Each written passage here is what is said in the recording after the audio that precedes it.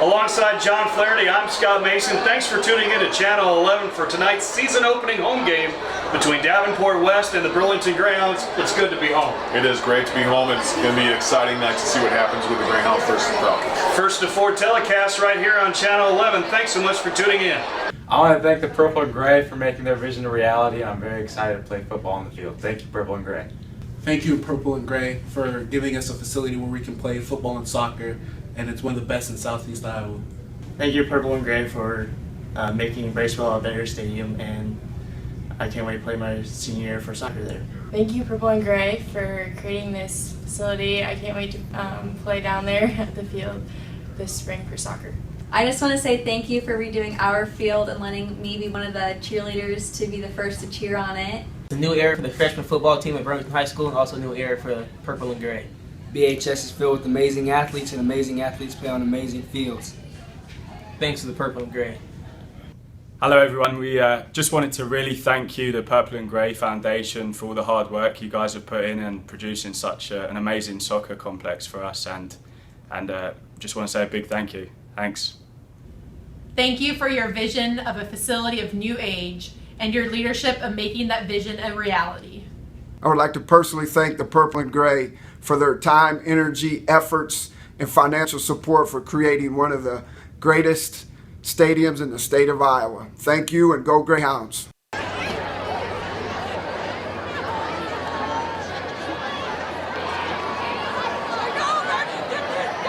Ladies and gentlemen, direct your attention to the center of the field.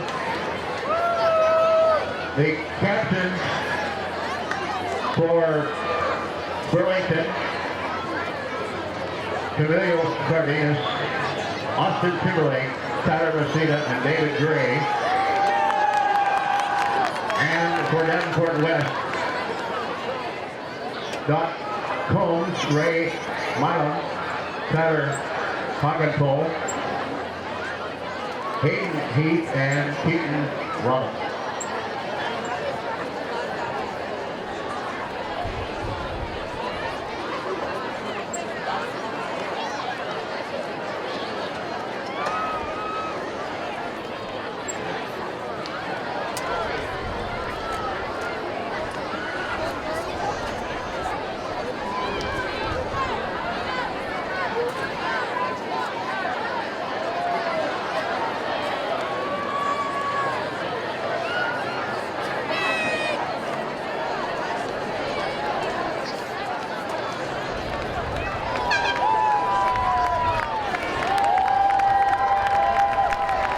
West won the toss and deferred. Burlington will receive the first half kickoff.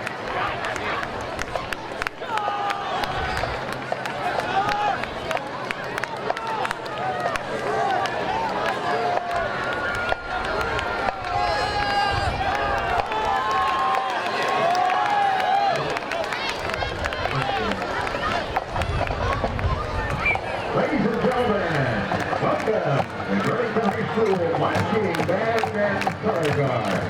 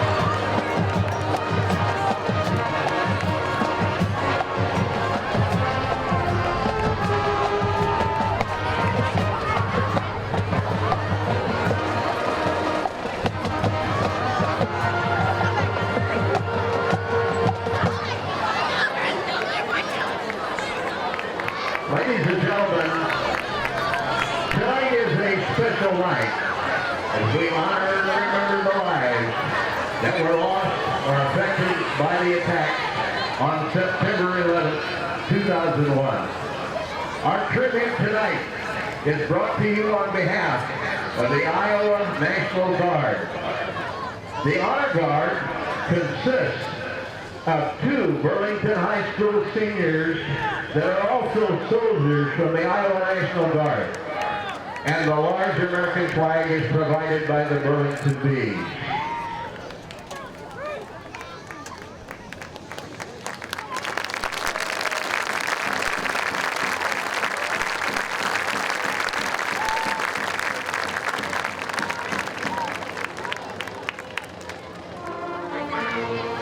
Ladies and gentlemen, please rise.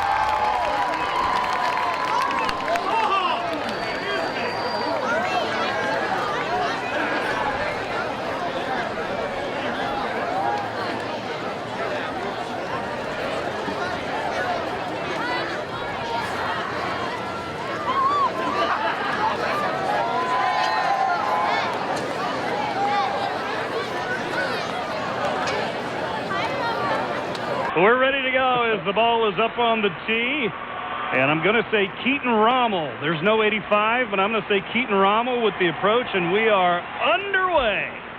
First home game of 2015. Kickoff going to be taken by Cameron Crabtree at the 9. Get across to 1. the 10, 15, 20, bringing it near side and brought down at the 24. And immediately I'm going to tell you one of the greatest things about this field, I can see the hash marks. Yeah. I can see them clearly.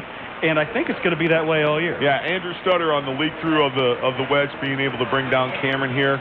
Good field position for the Greyhounds to start their first drive of the 2015 season. So the Greyhounds start first out at 10 from their own 24 on the near side. Hash, 64 degrees, your game time temperature. Feels like 64. It does. It's a beautiful fall night, even though it's still late summer. Winds out of the north-northwest at 10. Humidity only 49%. Believe it or not, it feels like 64. Base formation. Austin Timberlake from the shotgun. Direct snap to Tykel Gordon. Tries to bring out the left side. Stood up and driven back. No gain, maybe even a loss on the play, as Gordon got hit at the line of scrimmage and could go nowhere. Tyler Pogemill, who's a returner from last year, was an all-district player for the Falcons. Comes through. Austin's trying to be the lead blocker in that, and that's just a size mismatch right there for the Greyhounds. So 2nd and 12 here for them. 2nd and 12 from the 22 as the Greyhounds move from right to left on your radio dial, or on Monday night when you're watching on TV, from right to left in front of you. Timberlake back in action after missing the last quarter last week. Spin move, going to keep it himself, takes it off the right side across the 25, up near the 30 before he's brought down at the 29. It'll be 3rd and 5 after the gain of 7. And I tell you, that was a play that was run 2 weeks ago at Central where Austin broke off for a 45-yard gain, got him down in position to score. So we need to see more of that tonight. So 3rd down and 5 for the Greyhounds, trying to get something going offensively like 2 weeks ago. Last week stymied from the get-go. Spencer Sherwood, the only wide receiver in the formation. He split wide to the left. Crabtree flanking Timberlake to his right. Now all right, there it is. Thrown on the play. There it is. That's the new wrinkle they were talking about. Trying to go on a freeze or a no play, Scott, which is you're going through your entire cadence, and it's a hard count, and then you be able to rotate that cadence again if they don't jump. But the Falcons were able to jump, move the ball 5 yards, move the chains. Offsides on the West Falcons. Give the Greyhounds a first down. We'll take it, penalty or otherwise. First down as the chains move up 10 more yards. You know, I was talking to Tom Buckman. I said, hey, any chance you get to use the can and do it? And I was kind of waiting for the gun to go off. Do it after first down, do it after punts, kickoffs, whatever. Anything exciting. 1st and 10 from the 34. Snap to Crabtree. He'll follow Timberlake into the hole. He's got about 4 up to the 38. Yep. Travis White on the tackle there for the Falcons came through from the backside pursuit. So good first down, gives you a nice second down to manage here. Run or pass for the Greyhounds. For those of you at home tonight, think Miami of Ohio, if you know what their uniforms are. White from head to toe for Davenport West. Solid white pants, white jerseys with the DW logo on either shoulder, red numbers, white shells with the DW logo on each side, red helmets, and red socks. Counter. Timberlake going to give it on a sweep, coming near side. Good blocking. There it is. Messina, and Tyler Messina's got yardage up to the 43, about a yard short of the first down, but a very manageable 3rd down and 3 feet coming up for Burlington. I tell you, the front 5 of the Greyhounds really did a nice job attacking Pogenpaul right there. Getting it down. Fast. I'm never going to even say it twice fast. Pogenpaul. So there, big 3rd down here for the Greyhounds. Get some momentum going. 3rd down and less than a yard, actually. Ball resting between the 43 and 44. Timberlake gets the snap, spin move inside. Again into the right side of the line. First down, Greyhounds across the 45 to the 47. Good offensive line giving a great push tonight right now. Coming off that energy we talked about pregame. Doing a nice job. That spin move again by Tyler. Good job. So 1st down at 10, the second first down of the night. The first one by something other than a penalty. Hey, get past 50.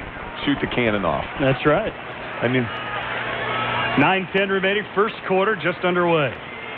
All right, here's our check. First check, the second wrinkle they're talking about, being able to audible after the set. Timberlake barking out signals, direct snap to Crabtree. Counter the near side to Messina. Messina finally gets across the 50. There you go. Boom! Yeah, there it is. That's what we should do. And Ethan Gutierrez on the tackle for the Falcons. That's the second wrinkle, being able to see what the defense sets up as, and then the offense being able to make that change and go to another play. So they checked out of something they didn't like into something that we're able to get things going. Pick up a 4. It'll be 2nd and 6. Well, Coach Shea said in the pregame interview he took some of the offensive thought process over this past week. Now we're seeing maybe some of that creativity. I'm telling you, that was close. Unbalanced line to the right side. Crabtree with the snap. Nice cut. Good job. He's going. Hurdles the tackler inside the 40, down near the 35. Going to be rolled down. I thought about the 36, but the near side official has it at the 35. They'll mark it at the 36. So call it a gain of 11. A nice run and individual effort by Cameron Crabtree. Rommel almost jumps off to give us the 5 yards, but what a great jump by Crabtree. And then all of a sudden we had Pogenpaul have to chase that thing from behind. Feeling the energy coming through on this offense right now, Scott. Well, very similar to 2 weeks ago at Davenport Central. No points that night. Let's see if that changes tonight. Timberlake, spin move, fakes the handoff, keeps it off the right side, stood up to the line of scrimmage and dropped for no gain. Tell you, Rommel there, staying at home, nice job, and so was Kyle Clark, the outside corner, being able to stay home, outside back, or they're running their 4-4. Sorry, Scott. Being able to stay home, watching for that backside isolation off the counter move. Called a loss of 1 as they spotted at the 37. So second down 11. Spencer Sherwood comes left side, which is the near side. Be a nice time for play action right now, Scott. Tight formation at the line of scrimmage. Snap to Crabtree, sweeping left, getting a block from Hartman and Timberlake, and just follows his way into the hole for a gain of 7 down to the 30. It'll be 3rd down, a manageable 4 to go. Xavier Barnett for the Falcons on the stop there. I tell you, Cameron is picking up energy. He might be that guy who's got to run the ball 35, 40 times a night, kind of like Josh Osborne had to do back in his days in the Greyhound uniform. Crabtree, the junior, stands about 6'1", 6'2". Good size, probably 175, 180. 3rd and 4 from the 30. Crabtree again, this time off the right side. He's going! Inside the 20, 15, 10, 5. Shoot that cannon off! Shoot that cannon off. Nice job. Leaks outside. Great job up front by those guys. Way to break the ice, Greyhounds. Well, what started as something just off tackle to the right side turns into a 30-yard touchdown as Cameron Crabtree got to the second level and then used his speed to outrun everybody else. All right, here we go. Greyhound. Muddle huddle for the Greyhounds, trying to see if they can catch the Falcons, not knowing what to do. Got an opportunity. They are not loaded up to this offside side. I thought they were going to do something. Thought they were going to do something tricky there, Scott. Colin Mosier in to try the PAT. Crabtree, your long snapper. Snap is good. Hold is good. Kick is up. The fly ball is good. So the Greyhounds take up 5 minutes and 15 seconds here in the first quarter. Opening drive of the game, and the Greyhounds lead 7-0 on KBUR and KBUR.com. Barn Grover Glass does kitchens?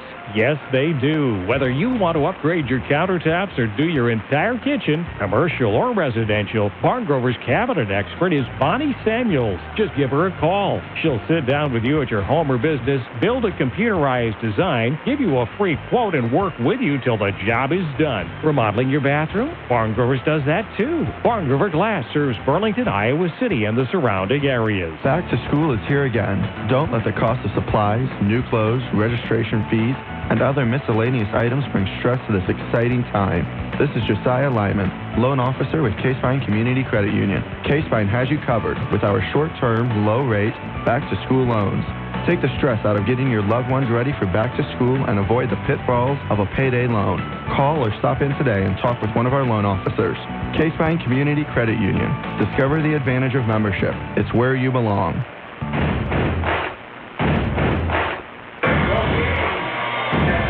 Here at Merrill A. Miller Senior Family Field at Bracewell Stadium as the Greyhounds are ready to put it back in play. 6:45 remaining first quarter, and they lead for the first time this season 7-0. Oh, down on the corner. Mosier kicks it, gets past one of the up men, Doc Combs. Combs picks it up at his 8, across the 10, 15, 20 on the far sideline, shoved out of bounds. After he had to pick it up on the bounce, he tried to come up and thought about fielding it at about the 15-yard line. Let it hit, That was a mortal error as it cost him about 7 yards. You know, and you get a true bounce here, so I'm not sure why he didn't go ahead and just field that like a shortstop, pick it up and run. So, because good job. a football is oblong and not like a baseball. You can still bend your knees and scoop the ball, Scott. It's still playing athletics. First down and 10 for Davenport West on the first drive of the night. Quarterback Ray Millam has thrown 23 times this season through 2 games now on a keeper around the right side. 25-30, shakes a tackler at the 35 and brought down by a couple of purple shirts at the 35. A first down for Davenport West. But I was going to say, John, there were some seasons where West didn't throw the ball 23 times in a year. Not at all. But, you know, they're so spread, they're able to do that. If it's not for Crabtree coming from the backside and Yeager trailing from his nose tackle position, he could have gone to the house. So nice job in the pursuit. Gain of 13, first and 10 from the 35. Snap hits the quarterback in the gut.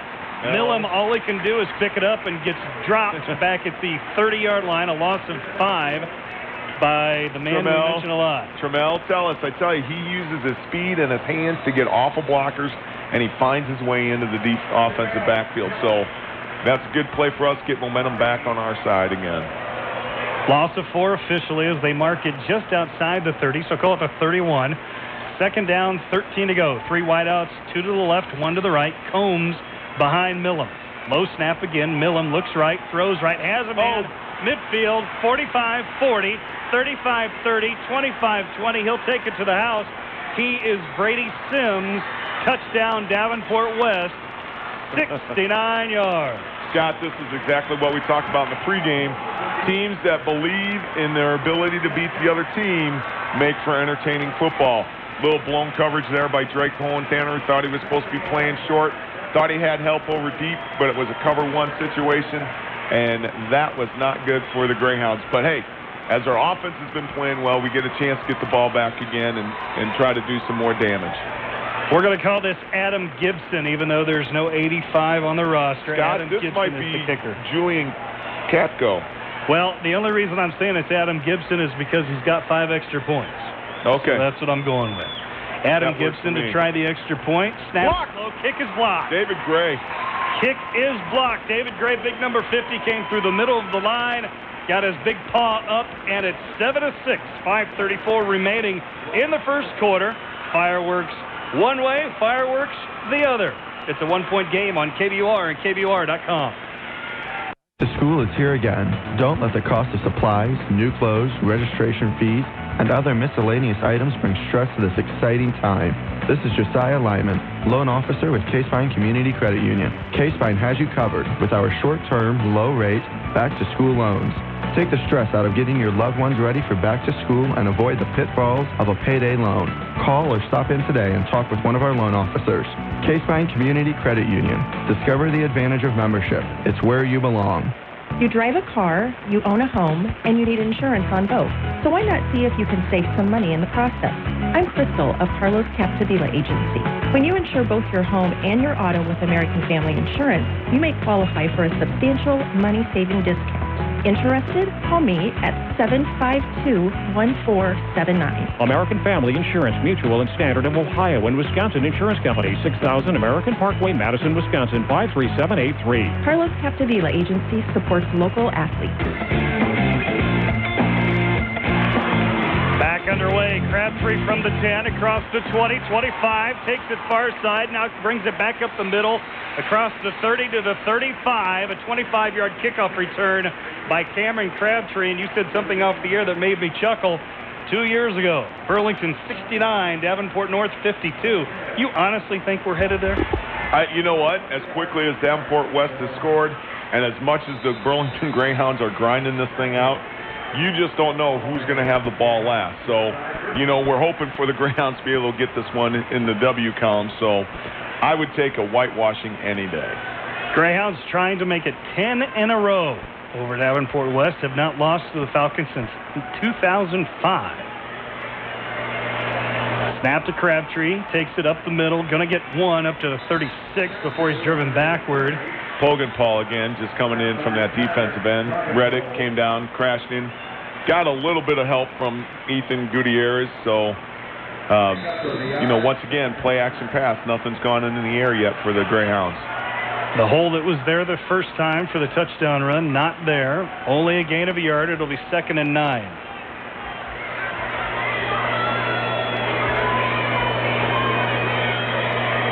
Timberlake gives it to Messina. Counter coming to the left side. No gain on the plays. He's driven back by a pair of white shirts. Just not much there from Messina as he tried to turn the corner.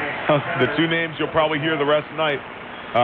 Paul and Gutierrez coming in again and making that stop. So a loss of 1. It'll be 3rd down and 10. Ball back at the 35. Crabtree comes wide to the left. 2 wide receivers to the right. And Sherwood and Messina in the slot. Empty backfield for Timberlake. Here's your check.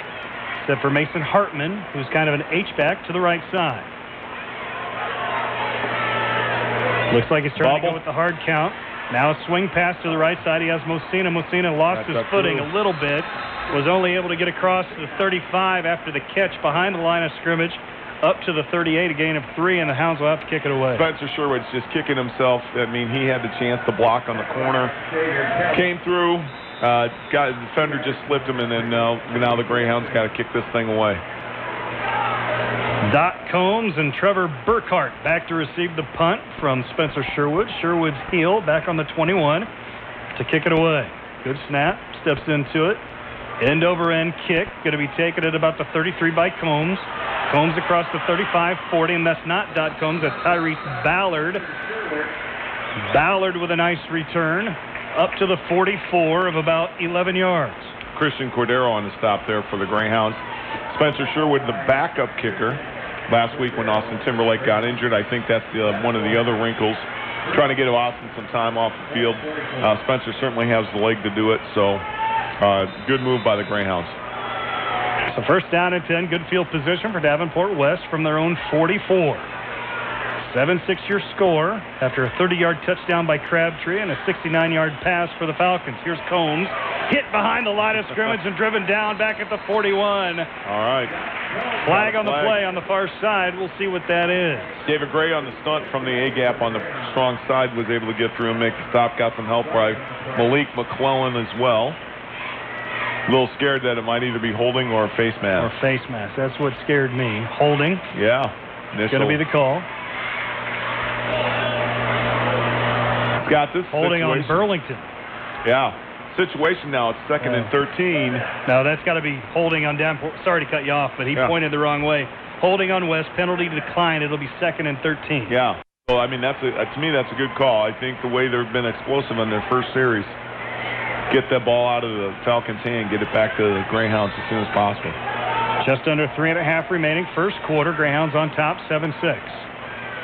Millam gets the snap, looking down the middle, has a man up the seam. Good coverage, and picked up by Tyler Messina. I'm glad you saw it, because I didn't. I was watching Spencer Sherwood tip it away.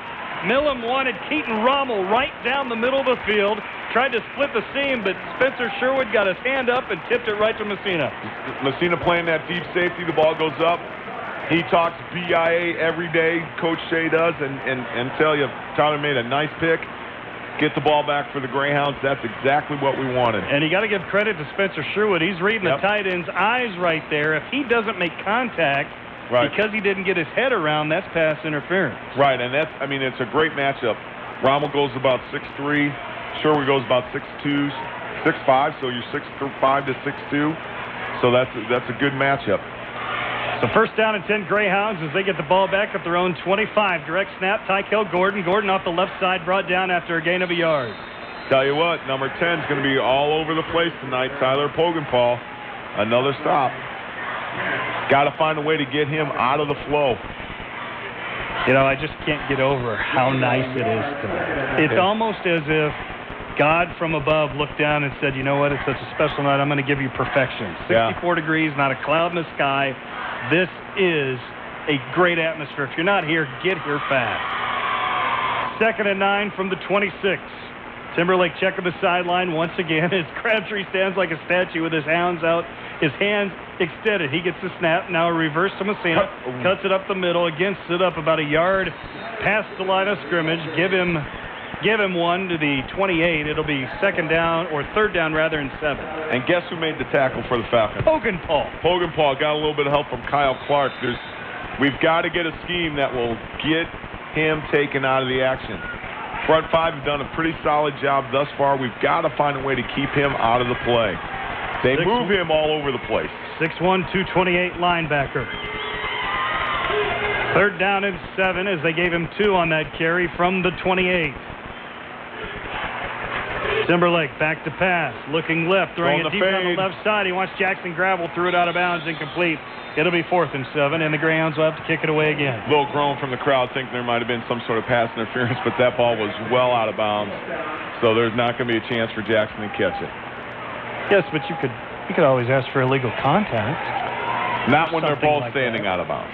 That's not going to happen. Yes, but you can't touch somebody beyond 5 yards, John. In high school football, you can do whatever you need to until that ball's in the air. I call shenanigans, illegal contact. Sherwood from inside the 15 kicks it away. Nice knuckleball off the side of his foot, out of bounds.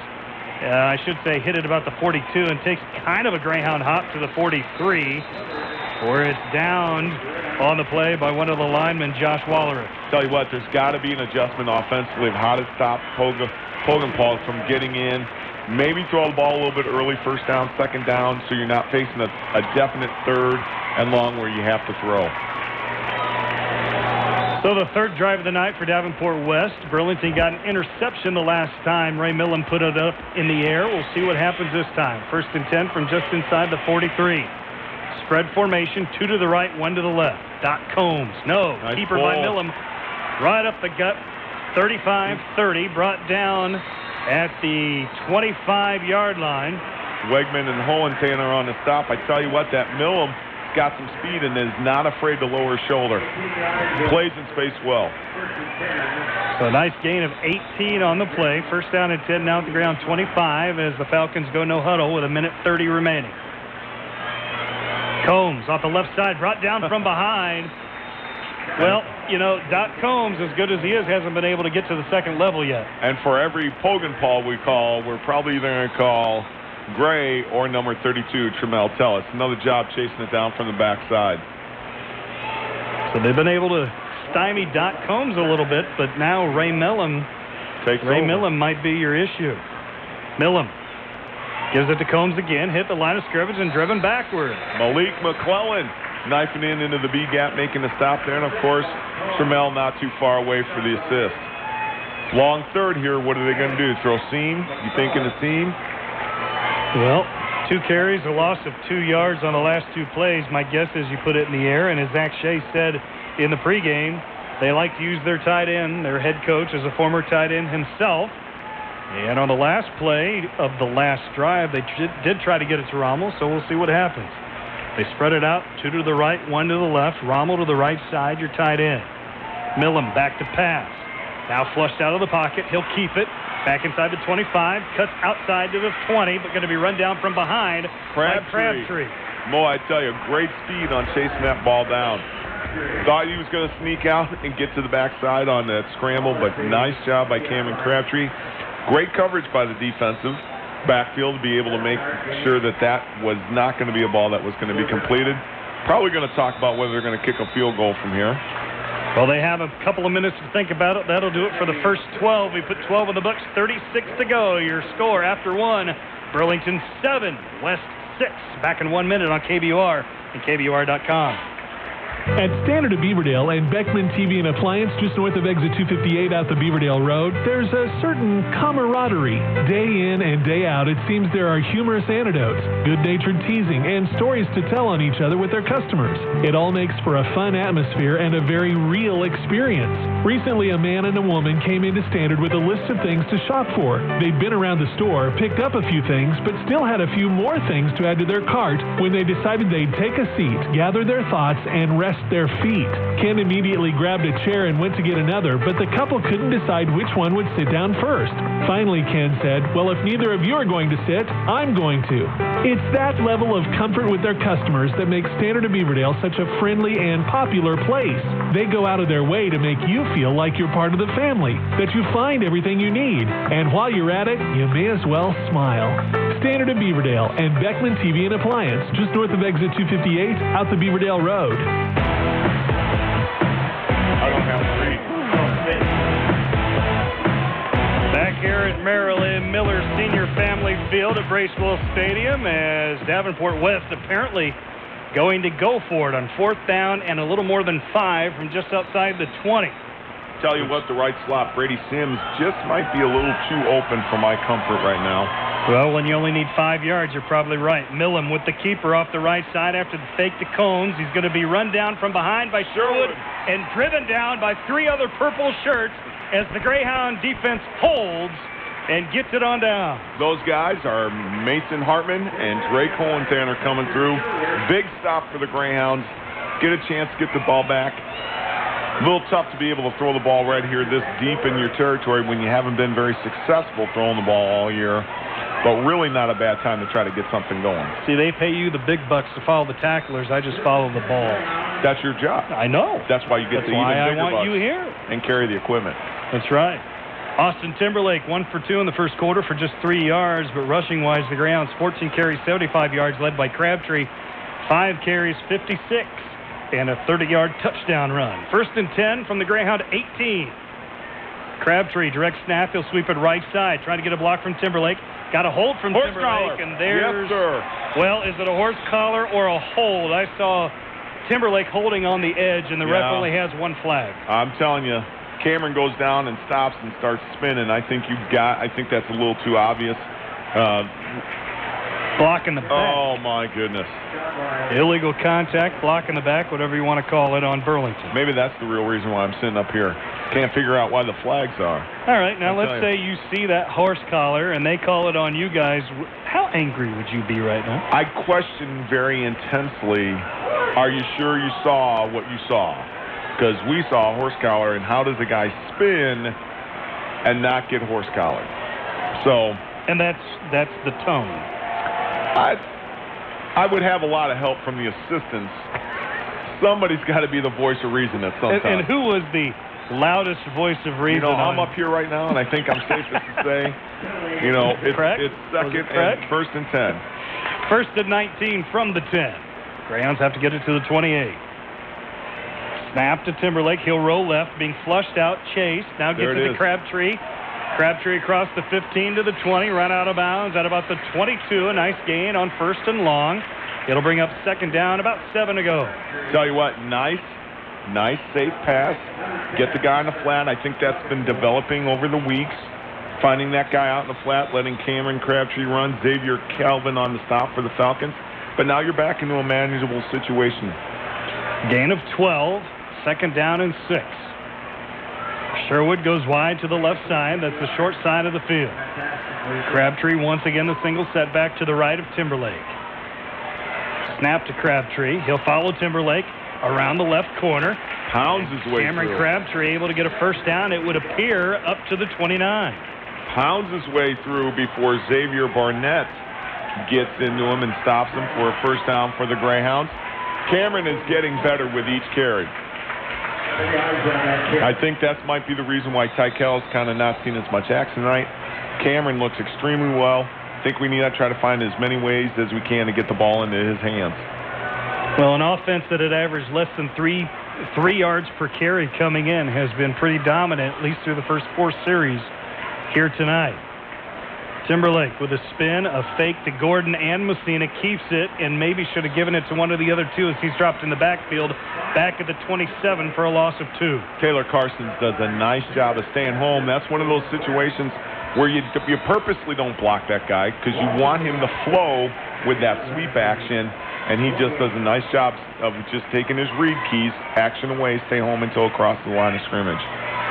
Actually, a loss of 1 as they spotted at the 28. So 2nd down 11. Sherwood split wide to the right side, but still pretty tight to that side. Messina that side as your wing back. Snap to Gordon, give to Messina, cuts it left, cuts it upfield, across the 35, and shoestrung tackled at about the 38-yard line. A gain of 10, just short of another 1st down. It's that Pogenpaw guy again, but Tyler does a nice job. That's a tight counter with a design cutback lane coming back against the grain. He does a nice job, gets us a chance to get a 1st down. Short, 3rd and 3. 3rd and 2 from the 37. Gotta check my glasses. I gotta correct you. It's getting kind of tiring. Gordon, 2-men in motion, got away with it. Gordon keeps it around the left side, dives up to the 44 for another Greyhound first down. Tyrese Ballard on the tackle, Scott. That's the kind of football that Coach Shea wants to see. Power off tackle football, control the clock, get yourself moving the chains. I would have sworn Gordon and Timberlake both moving at the snap of the football. And that's altogether possible in this offense when you're snapping to the center of 2 backs. 9.5 minutes remaining first half. Snap to Crabtree following Timberlake, turns the corner, plants his right foot, gets up to midfield, and a gain of 7 for Cameron Crabtree. Xavier Calvin and Kyle Clark on the stop. Gaining momentum, Scott. You just kind of get the sense that those guys, big guys up front, you know, we're talking Jackson Vallant, we're talking Brock Garlow, Drake Yeager, Christian Cordero, Taj Gordon, and Josh Walrick, moving some people around, being physical up front as they've needed to be all year. Those kids were 7th graders, some of them, when I started at James Madison. Look at that jump. Elijah Watson and Taylor Carsons for the Falcons on that shift play that the Greyhounds used. Well, and that's got to be disconcerting when you're used to seeing maybe 2 guys in motion at any one time, and then the entirety of the left side of the offensive line gets up to move. As a defensive lineman, you're taught to look at the football, but it would be a little, you know, as disconcerting it would be as it would be to be an offensive lineman being taught to not move until the ball snapped while 3 defensive guys are in front of you doing whatever they do. Your mind just reacts. And when an entire offense shifts, you think that the play is gone. So your mind is taught to react, and it doesn't matter if you read the ball, especially from the end position, because it's hard to see from that far away. So another first down by penalty takes it to the West 45. Snap to Crabtree. Left side this time. Just kind of turns his legs, squares his shoulders. Gain of 3 to the 42. Coming out of the pile right now, again, is Tyler Pogenpaul. You got Ethan Gutierrez and really the rest of the Falcon defense who kind of came out of that pile. But gotta stay true to your power game. You gotta get them to respect that. Well, the thing I've been impressed with Cameron Crabtree tonight is that he's not afraid of that contact. He's not afraid to mix it up between the tackles and get that tough yardage. And still has enough speed to get outside with good hands to catch the ball in the open space. Timberlake on 2nd and 7 from the 42. Counter with Messina. Thought about going outside, but cut it upfield, maybe prematurely, as he only gets a yard up to the 41. Do you teach him to go and cut it upfield, or would you like to see trying to get it to the outside a little bit more, where it appears maybe they had it sealed a little bit? What they're being taught is that you have to read the backside numbers of your polars, and if you still see the numbers, you cut inside of that. If they wrap around, or what we call log, you log around the outside of that. So, and that's a hard decision to make when you're running as fast as you can. 3rd down and 6 after the gain of 1. 2 to the right, 1 to the left. Now in motion comes Crabtree. Fake to Crabtree. Timberlake keeps it inside the 35 before he's brought down by the tops of his shoes by number 8 for Davenport West. Robert Bledell. I tell you what, he's 2 steps away from making it 14-7. Nice design play. That's another play we haven't seen since Davenport Central as well. Dude, what game are you watching? Were you going to give 8 points to West? It's 7-6, not 7-6. Oh, that's right. I'm so used to. Come on, John. That's twice now. I can't see the scoreboard. I demand perfection. From who? You. Okay, but not yourself. No. Crabtree direct snap once again from the 31. Just bowls forward for a gain of almost 5 before he's ridden down by a couple of white hats led by DJ Mosley. And again, Ethan Gutierrez on the stop there. Another nice first down, 4 or 5 yards. It's exactly what the Greyhounds want to do. Stays within their game plan, able to get the clock moving, able to move the chains. Now we're getting in a position where we got to put points on the board. Wegman, now your wide receiver to the left side. Once again, Crabtree to the right of Timberlake. Snap to Crabtree. He'll follow Timberlake. Cuts it inside. Now back out. Now back in. First down yardage, I think, just inside the 21. Scott, you asked a couple plays ago about where to plant, where to cut. That was a perfect play. Taj Gordon is the backside puller coming around on that off tackle. He saw his number swing to the side. Cameron busts out and gets the first down. And it's really cool to hear you describe that as the play is running on the screen, because I could see what you're talking about. Okay. Read the numbers. I mean, really, that's something I never thought about. I can't see the scoreboard. What looks like a seal to me in reality is not, because as the running back is running to the outside, if you can see the back of the numbers, the blockers are being pushed that way. Again, that's their third jump on that shift. Someone better get a talking to Taylor Carsons and number 53, Ryan Foss. That's the third time the Greyhounds has shifted, and it's the third time that they've got caught for offside. Again, Mason Hartman as the H-back, and then your left guard, your left tackle, and your left tight end, they all go to the right side, and then everybody on the right side of West jumps off sides at the 5-yard pickup. So much so that the Falcons have to take a timeout to discuss this as we are inside the red zone for the Greyhounds. They'll take 1 minute on the far sideline. We'll take half that. 7-6, Greyhounds on top. Second quarter action, 5:48 remaining on KBUR and KBUR.com. You drive a car, you own a home, and you need insurance on both. So why not see if you can save some money in the process? I'm Crystal of Carlos Capdevila Agency. When you insure both your home and your auto with American Family Insurance, you may qualify for a substantial money-saving discount. Interested? Call me at 752-1479. American Family Insurance Mutual and Standard of Ohio and Wisconsin Insurance Company, 6000 American Parkway, Madison, Wisconsin, 53783. Carlos Capdevila Agency supports local athletes.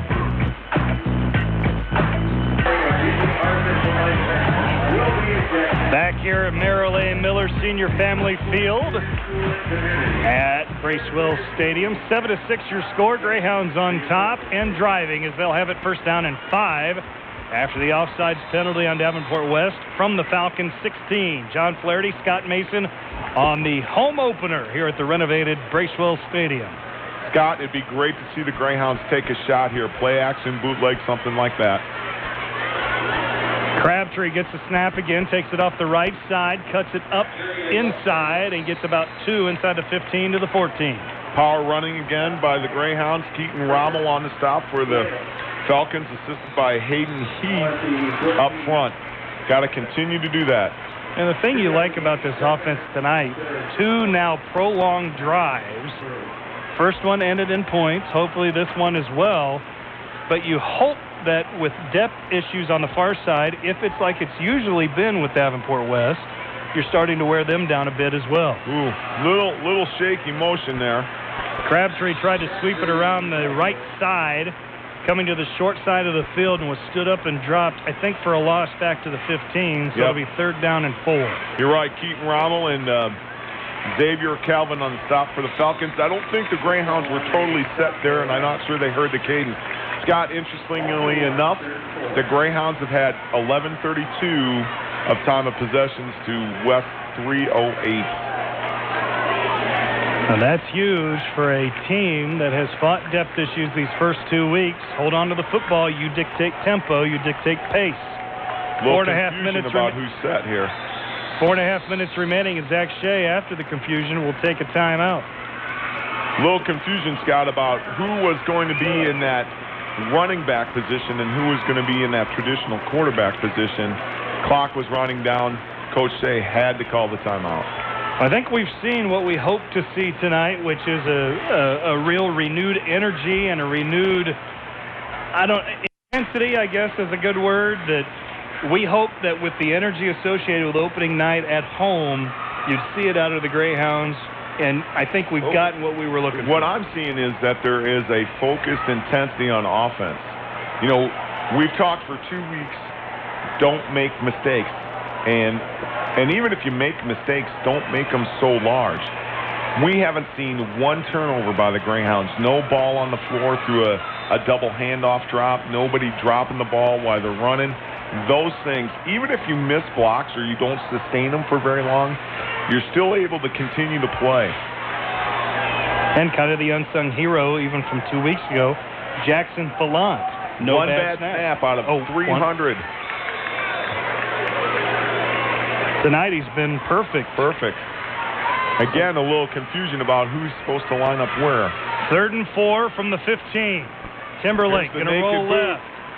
Pursued. Now he's got room to run if he tucks it to the 10. Run out of bounds on the far side inside the 5 at about the 2. Tell you what, if he's not knocked out of bounds by Xavier Calvin, he's in for the touchdown. Nice design play again. Faking that power off tackle, running a naked. Mason Hartman, Christian Cordero were the two identified receivers. The choice to run or throw. Nice job by Austin. So 1st down and goal now for the Greyhounds. 4:21 remaining before halftime with a 7-6 lead. Trying to punch it in again. Last week they had this situation, couldn't get it in. We'll see what they've done to adjust that. Crabtree following Timberlake into the end zone. Gotta be there. Nice job. Touchdown, Greyhounds! Nice to hear that gun go off, Scott. I tell you what, the guys up front are doing a great job. Again, Christian Cordero, Drake Yeager, Brock Garlow, Josh Walrick, Jackson Vallant, David Gray, and Taj Gordon opening holes, letting those guys be able to get through, give us a touchdown. Now kind of that jailbreak swinging gate to the left side formation. Now the Greyhounds come and go traditional. You know, the thing about that is Jackson Gravel is the emergency quarterback, so he's no slouch at throwing the ball. Colin Mosier to try his 2nd extra point of the night. Kick is up, and it is good. 4:17 remaining, 1st half. Burlington now on top, 14-6. Back in 1 minute on KBUR and KBUR.com. Back to school is here again. Don't let the cost of supplies, new clothes, registration fees, and other miscellaneous items bring stress to this exciting time. This is Josiah Lyman, loan officer with Casevine Community Credit Union. Casevine has you covered with our short-term, low-rate, back-to-school loans. Take the stress out of getting your loved ones ready for back to school and avoid the pitfalls of a payday loan. Call or stop in today and talk with one of our loan officers. Casevine Community Credit Union. Discover the advantage of membership. It's where you belong. Dr. Kirk Masner salutes the Burlington High School Greyhound football team for all their hard work and dedication during the season. Dr. Masner applauds the players, coaches, and parents for their commitment to the community both on and off the field. It is his own commitment to excellence that has guided Dr. Masner in treating dental patients in the Burlington area since 1986. For all your dental care needs, call Dr. Kirk Masner, helping you to keep your smile.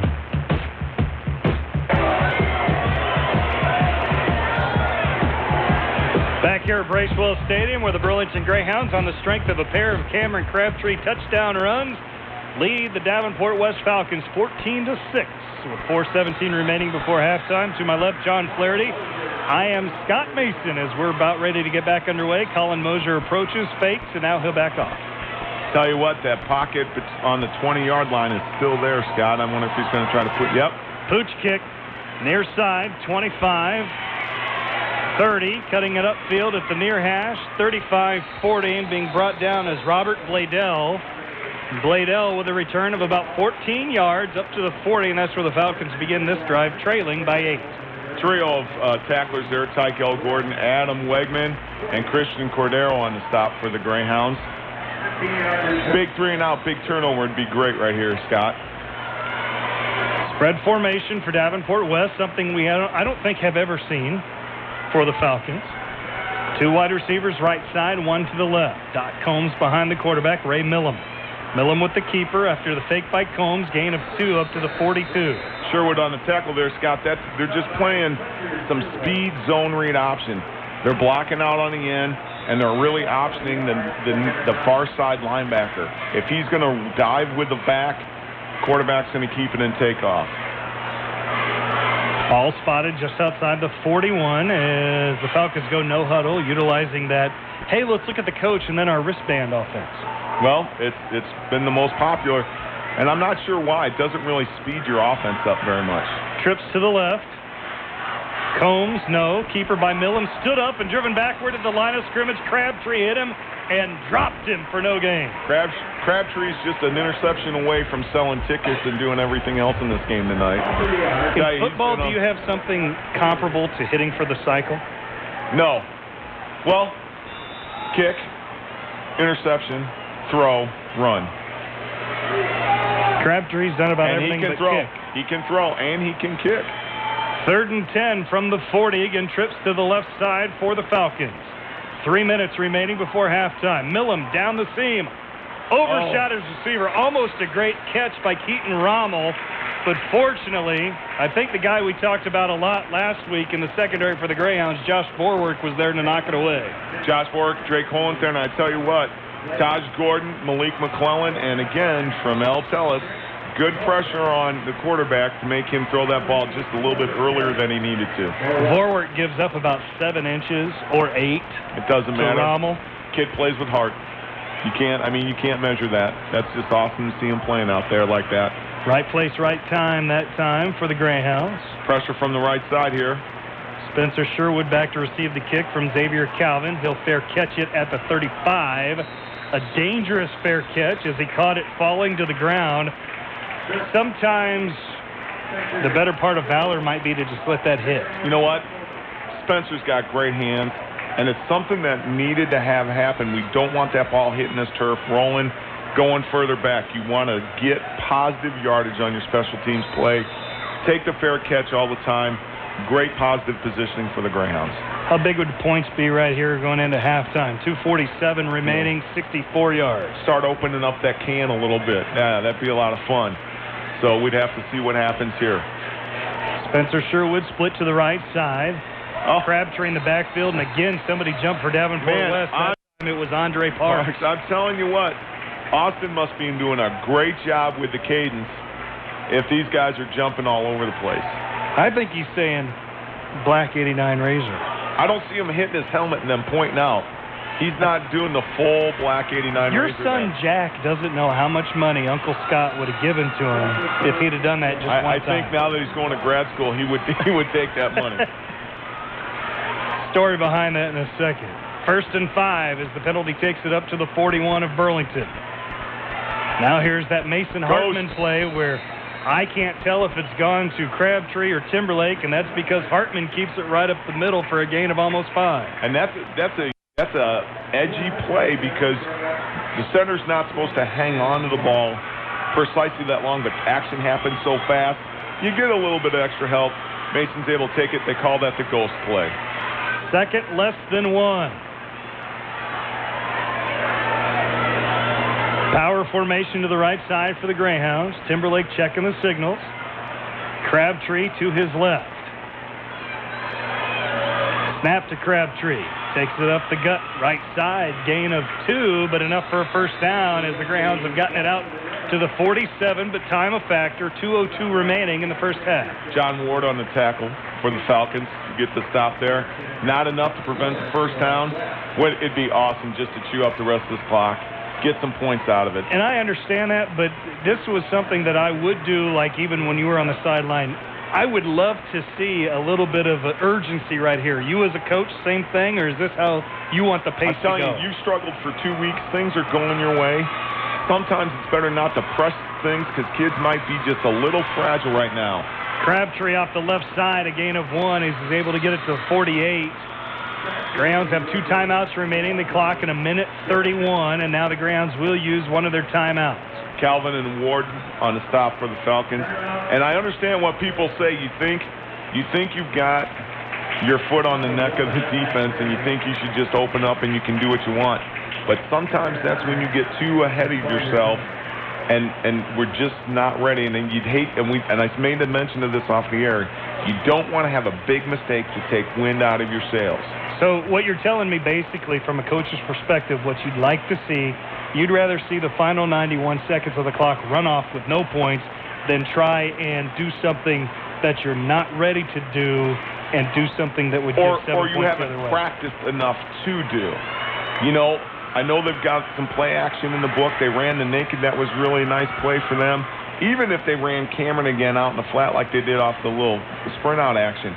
But what I hear you saying is you're thinking that you want to stretch the field a little bit. And again, in the first 2 weeks, not been in the wheelhouse of the Greyhounds. What I'm saying is hustling to the huddle, hustling up to the line of scrimmage, pick up the pace. I don't care what play you call. I'm talking about getting to the huddle, getting the play called, getting to the line of scrimmage, and giving yourself an extra 15 As a coach, seconds. we always want to see that kind of intensity. I'm sure Coach Shea is going to address that at halftime.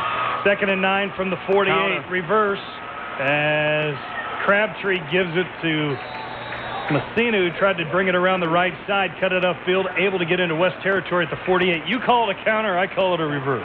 It's the same thing. DJ Mosley on stop. It's a counter for me because you're going inside. A reverse is one of those things you see on the playground that goes wide. No huddle on 3rd and 5. 1:08 remaining as the clock continues to tick, tick, tick. Timberlake checks with Coach Todd McGackey on the sideline. 2 wideouts to the right side in Sherwood and Messina. Snap at 57 seconds. Here's Timberlake your down the vertical. right sideline. Overshot Sherwood. No flag on the play. I think everybody associated with the Greyhounds would have liked to have seen interference, but nothing doing. And see, that's one of those things. It's not really the worst play in the world to take a shot on, Scott, but it's one of those situations that may take you out of your emotional state. So the Greyhounds on 4th and 5 will have to kick it away. 4th and 5 from the West 48. 52 seconds remaining before halftime. Now, the thing we can't have is we can't have a big return, and we can't have a big play after this. Sherwood tries to Nice angle punt. it right side, end over end, going to be taken at about the 14, up the near sideline, and dropped just across the 20 at the 22 is Trevor Burkhart once again. And so Davenport West, with 42 seconds remaining in the first half, will have it 78 yards away from pay dirt. It would not surprise me to see them just take a knee, go into the locker room at halftime, and maybe try and lick their wounds a little bit and make their adjustments. You know, a new coach into the system, he may want to try pressure, but it looks like they're lining up here to take a knee.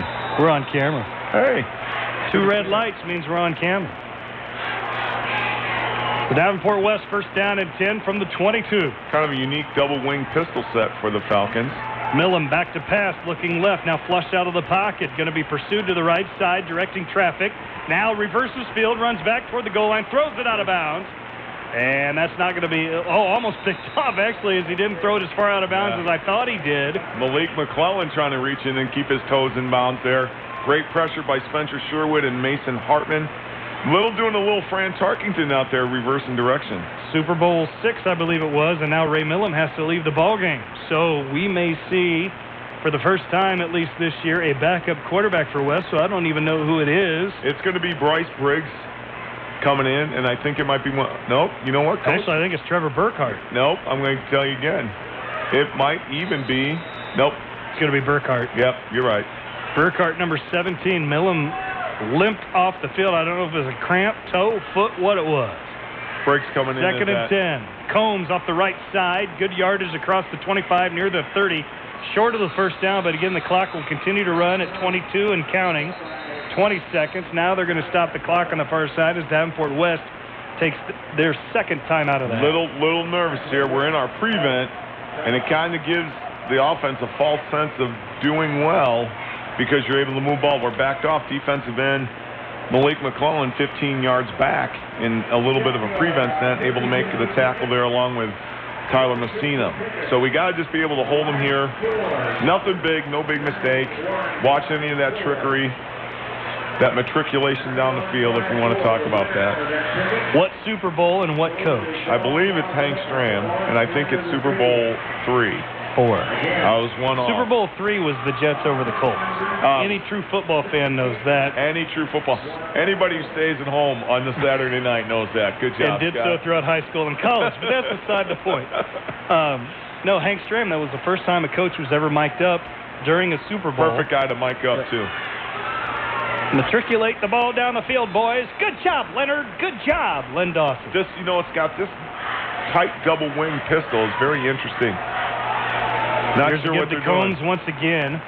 Combs would have had a good head of Telling you steam, what. except for the fact that Christian Cordero had kind of blown the play up, was prone on the field, and Combs had to hop over him before he could get anything going. So by the time he got to the line of scrimmage, he had to restart all of his momentum. I'm a little nervous. Combs starting to get his engine revved up here at the end of the half.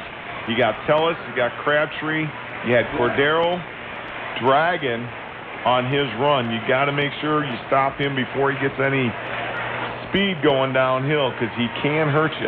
Well, and he did get a first down on that. So the Falcons will take their final time out of the half with 13 seconds, remaining at their own 36. So they picked up 14 yards, but more importantly, they've eaten up 33 seconds off the clock and maybe have 2 more plays if they go through the air, only 1 probably if they're on the ground. You know, Scott, we talked all 3 weeks about fatigue, depth, things like that.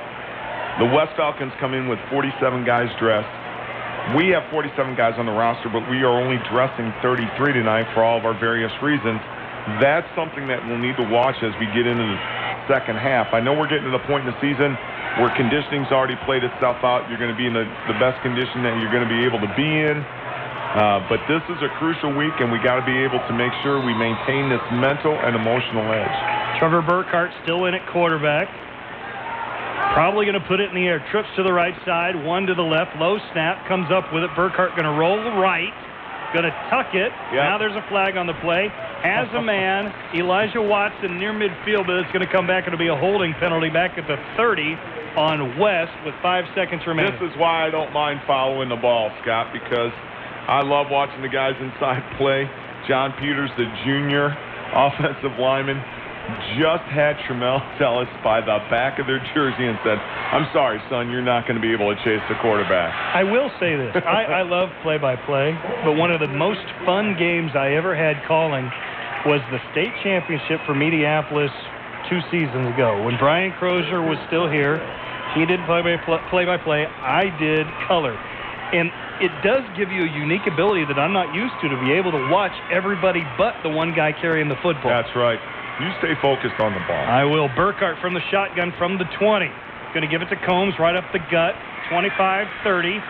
Brings it near side. It's going to be ridden down at the 37, and the Greyhounds go into the halftime locker room with an 8-point lead for the first time this season.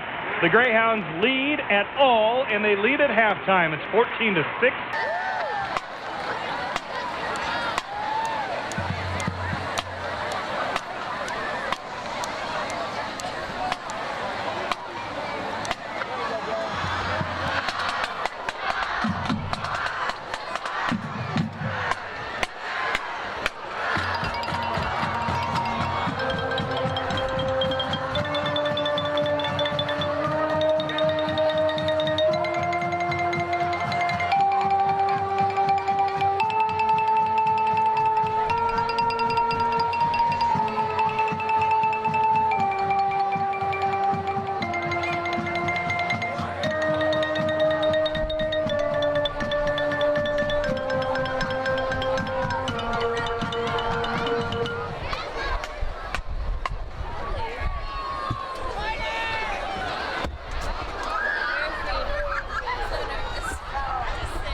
Dalton, is the band ready? Okay, Dalton. Band, There you go. take the field. Faster, Dalton. Faster. Jog. There you go.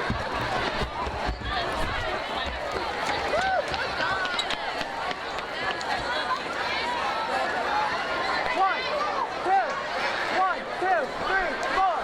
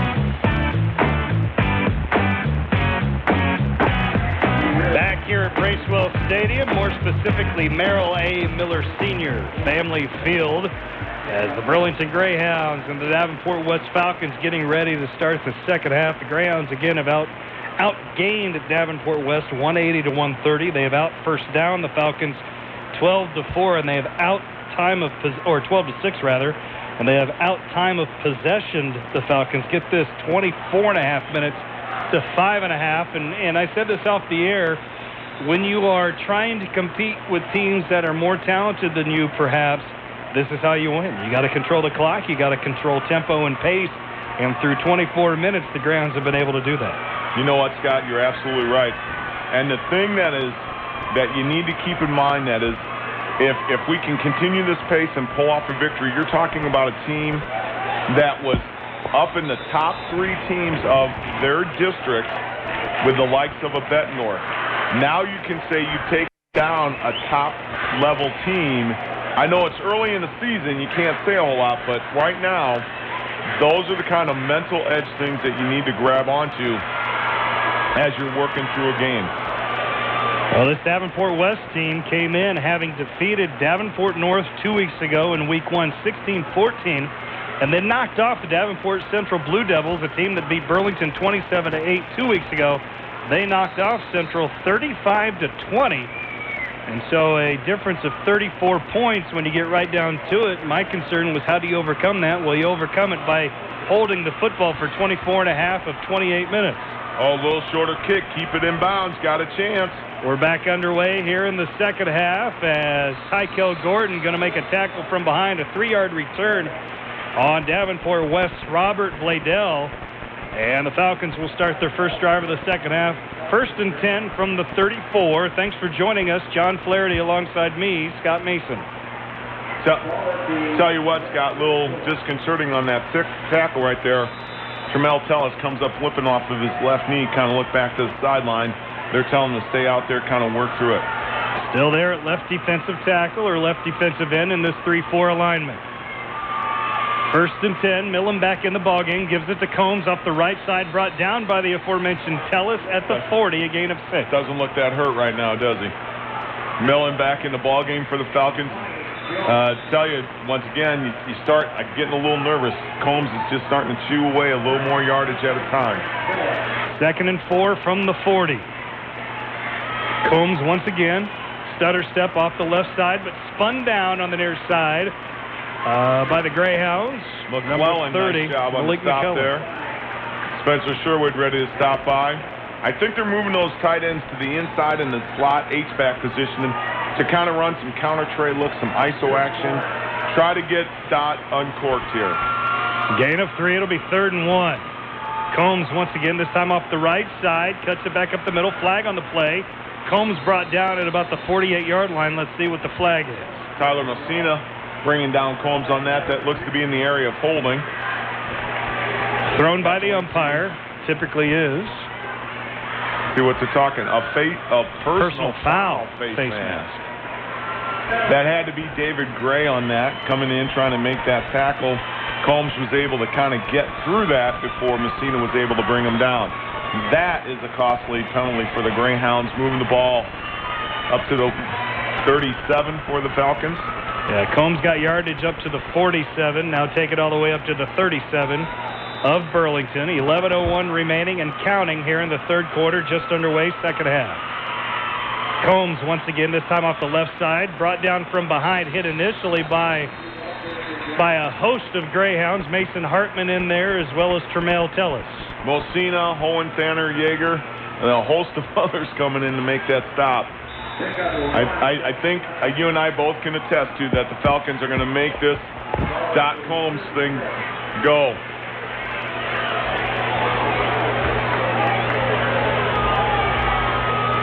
Second and 9 after the gain of 1.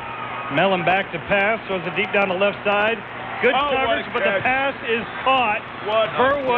Burwick had the receiver step by step, but coming down with the football inside the 5 is Elijah Watson. I tell you what, you can't play that any better. Josh couldn't have played it any better. Inside position, goes up at the highest point. You're talking about a 7-inch difference. You can't, I mean, that the guy just makes the play. There's nothing you can argue about that. First and goal at the 4. Give to Combs. Tries to take it up the gut, off the right side. And no gain on the play, it would appear, as they spot it back at the 4. So second and goal. Crabtree making the stop right there. This is a situation where we got to cheat our linebackers up a little bit. I actually call a loss of 1 as they put it right on the 5. Millam, snap. Give to Combs, trying to sweep it left. Tries to turn the corner, cannot, as Borwick's there to save the touchdown. You know what? There's the heart that I'm talking about. Not happy about the catch down. The catch down there says, I'm going to have a short memory and come up and I'm going to make the stop. Gain of 2. They spot it at the 3-yard line. So third down and goal. Millam gets the play, comes back, no huddle. Now a flag on the play. And I'm going to see what this call is, and then we're going to... There's sideline warning, and this official is the one that was here 3 years ago when Clinton got away with a series of offensive penalties and scored to beat you. I won't say the name of the official. Third and goal from the 3. Millam keeps it, tries to follow Combs into the hole, into the end zone, but gets stopped at the 1. Yeager and Tellis with a stop to make it 4th and 1. That's the third sideline warning on the Greyhounds in as many weeks.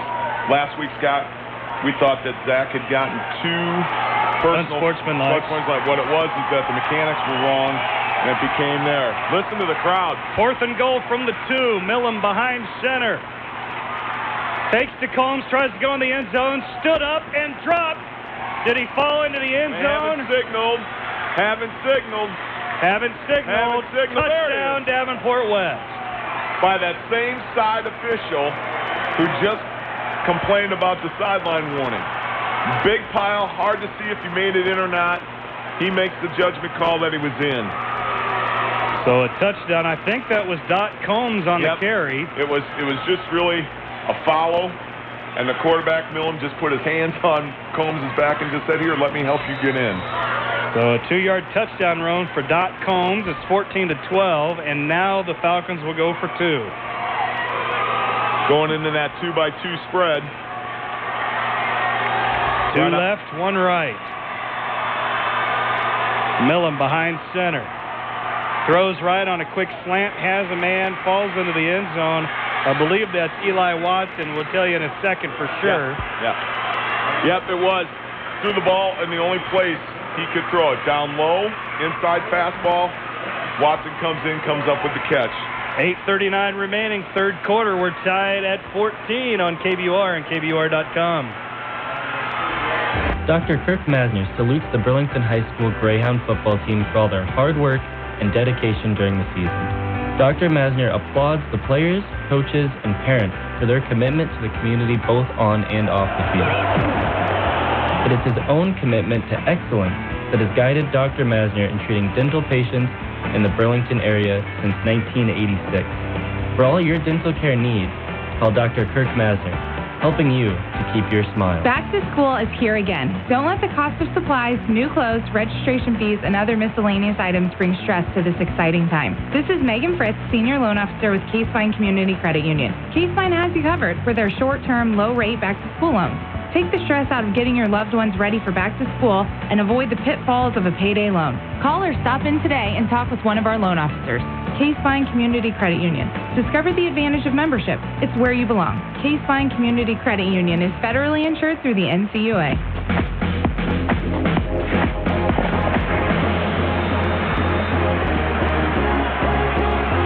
Back here at Bracewell Stadium, 14-14 your score, 8:39 remaining in the third quarter. West, I think it was about a 70-yard drive, if I don't remember incorrectly.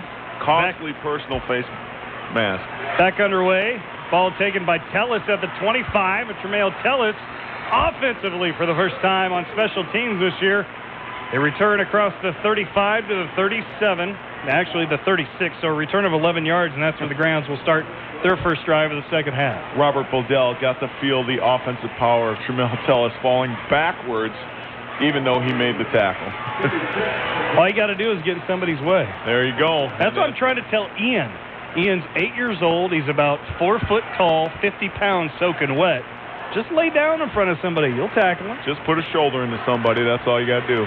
First offensive play of the second half for the Greyhounds from their own 36. Crabtree, high snap, follows Timberlake into the hole, left side, pushes the pile to about the 37, but not much more, a gain of 1. Scott, that's that Pogenpaul. Here's the thing that I'm worried about. They've got that emotion now. The momentum's kind of on their side. We're a grind-out team. We've got to be able to buckle down, withstand this momentum charge, move the chains, get yourself. Even if we don't score, we got to bring it down into their side of the field. Actually, no gain on the plays. They spot the ball once again at the 36.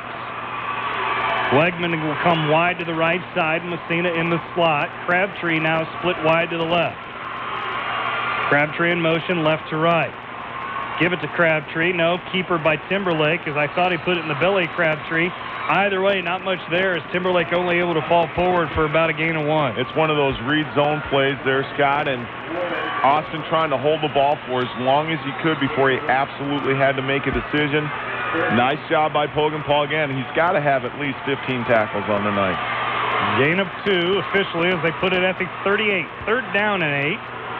Now as Spencer Sherwood will go wide to the left side. I love this atmosphere, though. Both sides cheering loudly for their squad. It's almost playoff-like, Scott. I mean, I haven't seen the east side of stands filled in a long time. Timberlake going to roll left. Going to chair. Down the sideline. Got Messina at the 40. Cuts upfield and tripped up at the 37. But a big play on 3rd and 8 for the Greyhounds. A pickup of 11 plus 13. That's a 24-yard pass from Timberlake to Messina. I tell you what, that was a great read by Austin, being able to put the ball in the only place he could get it. Tyrese Ballard trying to make the tackle, maybe got caught with the heel to the chin as he was diving for Messina. He's got to come out of the ball game, getting replaced by Robert Bladell for the Falcons. So a pickup of 24 on 3rd and 8 keeps this drive alive. First down and 10 Greyhounds. Just inside of 7 minutes, third quarter from the West 37. Snap to Crabtree. Oh, this Fumble is not the snap. what we needed. Loss of 8 as he's able to fall back on it, but back at the 45. But actually, West came up with the football. No, they had marked him. The referee had marked him down before the ball came out again. Tried to run before he had possession. That's what we're talking about. Unforced errors. You got to kind of settle your emotions right now. Get something manageable here. Even if you don't put the ball in the end zone or kick a field goal, get them deep where they got to march the ball 80, 90 yards. Second down and 18 from the 45. Now whistles on the play as Davenport West is going to take a timeout. So that's the first timeout of the half for Davenport West, so he'll take 1 minute. We'll step away for half that. We're tied at 14 at Bracewell Stadium on KBUR and KBUR.com. Barn Grover Glass does kitchens? Yes, they do. Whether you want to upgrade your countertops or do your entire kitchen, commercial or residential, Barn Grover's cabinet expert is Bonnie Samuels. Just give her a call. She'll sit down with you at your home or business, build a computerized design, give you a free quote, and work with you till the job is done. Remodeling your bathroom? Barn Grover's does that too. Barn Grover Glass serves Burlington, Iowa City, and the surrounding areas. Al Michaels did it this way. Back at Bracewell Stadium, where John Flaherty and I have done the rally wrap. It's working. Are we on? Static. Oh, no two lights are on. No static. We've wrapped the cord around our heads twice. We've had a little feedback in the booth here, ladies and gentlemen, so we're trying to find a way to end it. You can't hear it, but we can. Second and 18, and now motion by the Greyhounds. And second unforced error. You've got to be careful. Illegal procedure on Burlington, so take 5 more yards off. That'll take it back to midfield. Confusion on the play call, if it was a shift or not. Josh Walrick, the inside tackle for the Greyhounds, thought it was the shift. Ended up trying to make that and just twitched just enough to get that illegal procedure call. You're looking stellar as well. Thank you. Second down, 23 now for the Greyhounds. They have to get it inside the 27 for a first down. Now you're probably just looking for a couple of plays so that when you punt it, you pin them. Just be safe here. Be smart. Timberlake takes it to Crabtree. Going to sweep it with Messina. Left side. Cuts it upfield. Gets about 5 back to the 45. It'll be 3rd and 18. Elijah Watson and Keaton Rummel with a stop for the Falcons. Very good play by the Greyhounds. Had those unforced errors. Got to get our mindset back. Put us in a safe place to punt the ball, get them deep down around the 10-5-yard line. Now, let's say you have a strong-arm quarterback like an Austin Timberlake. Maybe you air one out, and it works just as good of a punt if it gets picked off? If that is what you do. Right now, this has not been what Greyhounds have been doing. 3rd down and 8 from the 45. Spin move. No, it's actually the Mason Hartman ghost play as he just pushes it up the gut. Gain of 1 to the 44, 4th and 17, and the Greyhounds have to kick it away. Things are starting to get a little chippy in there. Got to be careful. Robert Bloodell not very happy coming out of the bottom pile with the tackle, limping a little bit. So Burkhart and Xavier Calvin will drop back to receive the punt from Sherwood, who's back at his own 41 to kick it away. Now a whistle on the field once again. They are stopping play because Bloodell is hurt. They see, once again, this is a good call by the officiating crew. They see that he's hurt, probably not in the best position to be competitive. Take the timeout. Really not a bad thing for the Greyhounds. Kind of regroup, make sure your blocking scheme is set. Make sure that everybody's going to get the right snap. You see those guys huddled around the 50, making sure everybody's set. And all we need, sure snap, sure catch. I wouldn't even kick it to the middle of the field. I'd find a place to put it down on the corner. So 4th down and 18 from the 44. Low snap. Sherwood gets it, kicks it away, knuckleball near side. Taken at the 18 by Burkhart, the 13 across the 15 up to the 20 before he's brought down. So the Greyhounds have forced the Falcons into average field position. Nice back pursuit. At the 20. Nice pursuit by Jesse Bolander as he makes the tackle for the Greyhounds. Make sure you have the arrow pointed in the correct direction. Are you waiting for the red lights to come on for that, Scott? That'll look good. Okay, the I'm with stupid tape was a little over the edge. I get it.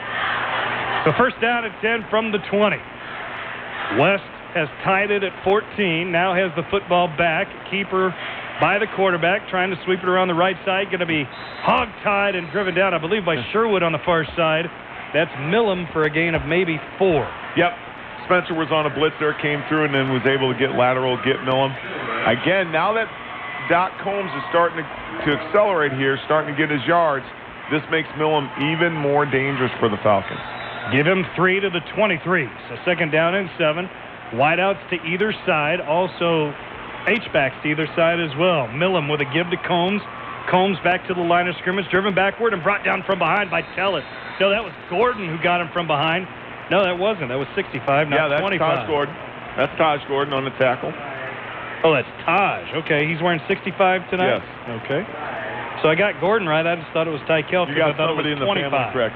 Nice pursuit from the nose guard. Combs starting to find his way, trying to find his groove here. Kind of going to the extra pistol back with both. I'm going to stop talking here. That's the new formation, the pickle formation. Here's Combs on 3rd and 7. He's going to be a couple yards short of the 1st down as he took it off the left side. Got to the 27, maybe the 28 before he was brought down by a couple of Greyhounds, including Tellis, as well as David Gray on the play. Yeah. I think I'm back now here, Scott. Got all my words I like the pickle. I like the pickle formation. They were in the extra pistol with Pogenpaul as the lead back. Way too many P's. Peter Piper. Thing is, Scott, that Combs is now up and limping off the field for the Falcons. Not sure how severe that injury is. Have another new punter for the Falcons as well. Peter Piper picked a peck of Pogenpauls. New There's punter. Your delay. It's either a delay or a legal procedure. Xavier Calvin into punt, illegal procedure. Going to take it back to the 23. Now, I'm not picking up. Do they have the white hat mic'd during the varsity game? I know Jerry Courtney had a mic in a sophomore game. But they do at times, and of course, technology being what it is, you're not sure how well it works when it does. So the clock rolls at 2:40. As Calvin back to kick it away Nice from his own pressure by 14. Crabtree. End over end backward, taken by Sherwood at the 44 of the Falcons. So just a 24-yard punt, and another Falcon down on the ground at their own 41. Looks to be DJ. No, it's Tyrese Ballard down for the Falcons. Scott, this is what I'm talking about. 15 yards the Greyhounds just gained on that fair catch. Spencer is on the 35, was able to catch that thing on the 50. Gives us a great chance. I mean, on the opposite 45, gives us a great opportunity to move the ball. First and 10 Greyhounds from the Falcon 44. 14-14 your score. 2.5 remaining in the third quarter. Timberlake spins, keeps it up the middle, spins down to about the 41, maybe the 40, depending on where the officials thought he got to. Looks like they're going to give him the 41 and not much more, gain of 3. So 2nd and 7 as we count down toward 2 minutes remaining third quarter. People who are listening are going to know who Tyler Pogenpaul is by the end of the night. Another stop, assisted by Kyle Clark. That guy has been everywhere tonight for the Falcons. 6'1", 228, fullback, tight end, offensive lineman, linebacker. Has made his name as a linebacker this evening. Timberlake and now Tykel Gordon goes over the head of Gordon. We'll take that. And illegal procedure, I guess, is what they're calling? I'm hoping. I'd rather take that than that snap. We've talked about Jackson Blount being so solid as a center. I should have kept my mouth shut. You know, that's his second one. In the second half. I know. And that one was high over the head of Tykel Gordon, able to get his hands on it, actually ran it down, but it would have been about a 9-yard loss. As it is, it's only a loss of 5 on the penalty. Really worked out well for the Greyhounds. Again, my concern is there might be a little too much pressure right now on the Greyhounds mentally. You're in control for the most part. Control your destiny. Do what you do well. 2nd and 12 from the 46. Timberlake going to roll right this time. Going to keep it in. Decision. Great 45-40, 35, run out of bounds, and spun down near another first down. You know, John, this got me in trouble last year, but I'll ask the question to you. You talk about maintaining composure. You talk about not making these little mistakes that cost you games. This is still a program that hasn't won for a while. That a sophomore team last year that went 2-6. You had a varsity team that went 3-6. So these kids are learning as they go to learn maybe how to close out a game. The biggest thing is continuing to learn how to trust each other, trust in the system, and then trust in themselves. And you see it kind of developing here. Great run by Cameron Crabtree off the right side. Gain of 7 down to the 27. But there is a process that if you haven't won consistently for a while, you've got to relearn what it takes to win these type of ball games. I've never disagreed with anybody who has said that, because it does become a little foreign to you, and you're in uncharted territory. And it's not year by year. Not a collective year. It is year by year. We're 0-2 right now. We're not sure about ourselves a little bit. And we just got to continue to trust the process and trust the system. And right now, a good drive after great field position. Here's a snap to Gordon, and Tykel Gordon following Timberlake into the hole off the right side. He's got another first down to the 23. A drive that began on the West Falcon 44, now down to the Falcon 23, as we're inside of 1 minute remaining here in the third quarter. John Ward, DJ Mosley making the stop. Tykel running hard.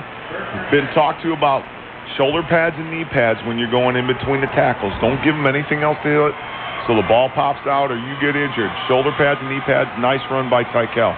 Clock running at 37 seconds. Timberlake behind the center, along with Tykel Gordon. Snap to Gordon. Follows Timberlake around the right side. And Gordon hitting the backfield and lunges forward for maybe one.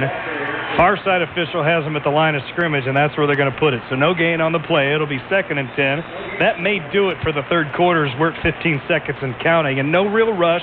No need to hustle up to the line. You can run out the clock. I think they're going to sit on this a little bit, give themselves a little bit of breathing room. Tell you, Taylor Carsons for the Falcons sniffed out a stunt, came in, was able to disrupt that run.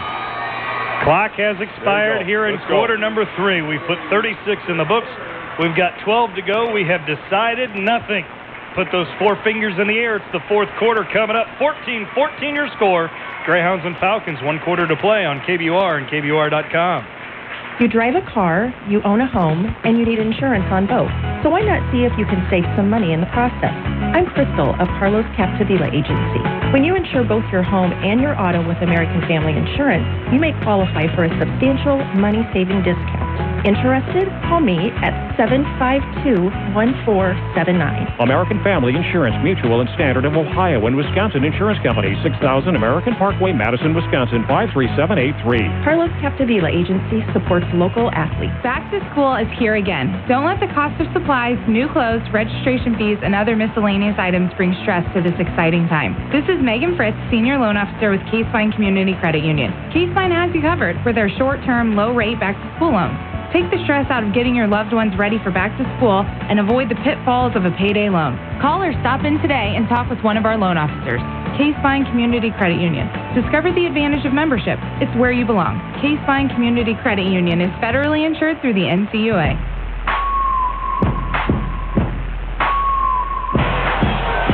All right, Jerry, no more Bieber. I don't want Justin Bieber on my show. Back here for the fourth quarter. 2nd and 10 from the 23. Crabtree going to sweep it right side, hit at the line of scrimmage, and spun down short of the 20 at the 21. I believe Xavier Calvin was the first to get there. Without a doubt, he came in from a safety position, came inside out, was able to get Cameron. Makes for an interesting 3rd and 8, 3rd and 7. What do you do here? Do you try to put yourself in the middle of the field for a field goal? Do you try to go that spin ISO that they've been so successful on? Do you put Crabtree out in the flat? Well, we'll learn a lot based upon where this goes. Does it go right? Does it go left? If it goes left, maybe you're just trying to center it up. Timberlake barks out the signals. Blown play, but Timberlake's going to chuck it in the end zone. Watch Sherwood. Oh. Sherwood had a chance at it, but on the coverage, Tyrese Ballard knocked it away at the last second. It'll be 4th down and 8. Scott, that's not a misplay. That's a true naked. They're trying to run that power to the wide side, so they get flow there, get Spencer one-on-one with Ballard, which is exactly what they got. Austin throws it high in the air. Let it be a jump ball. Wow, I thought it looked like a broken play. It does look a little bit, but it's not. They actually set Mason backside for extra protection. 4th and 8. The Greyhounds will go for it from the 21 of Davenport West.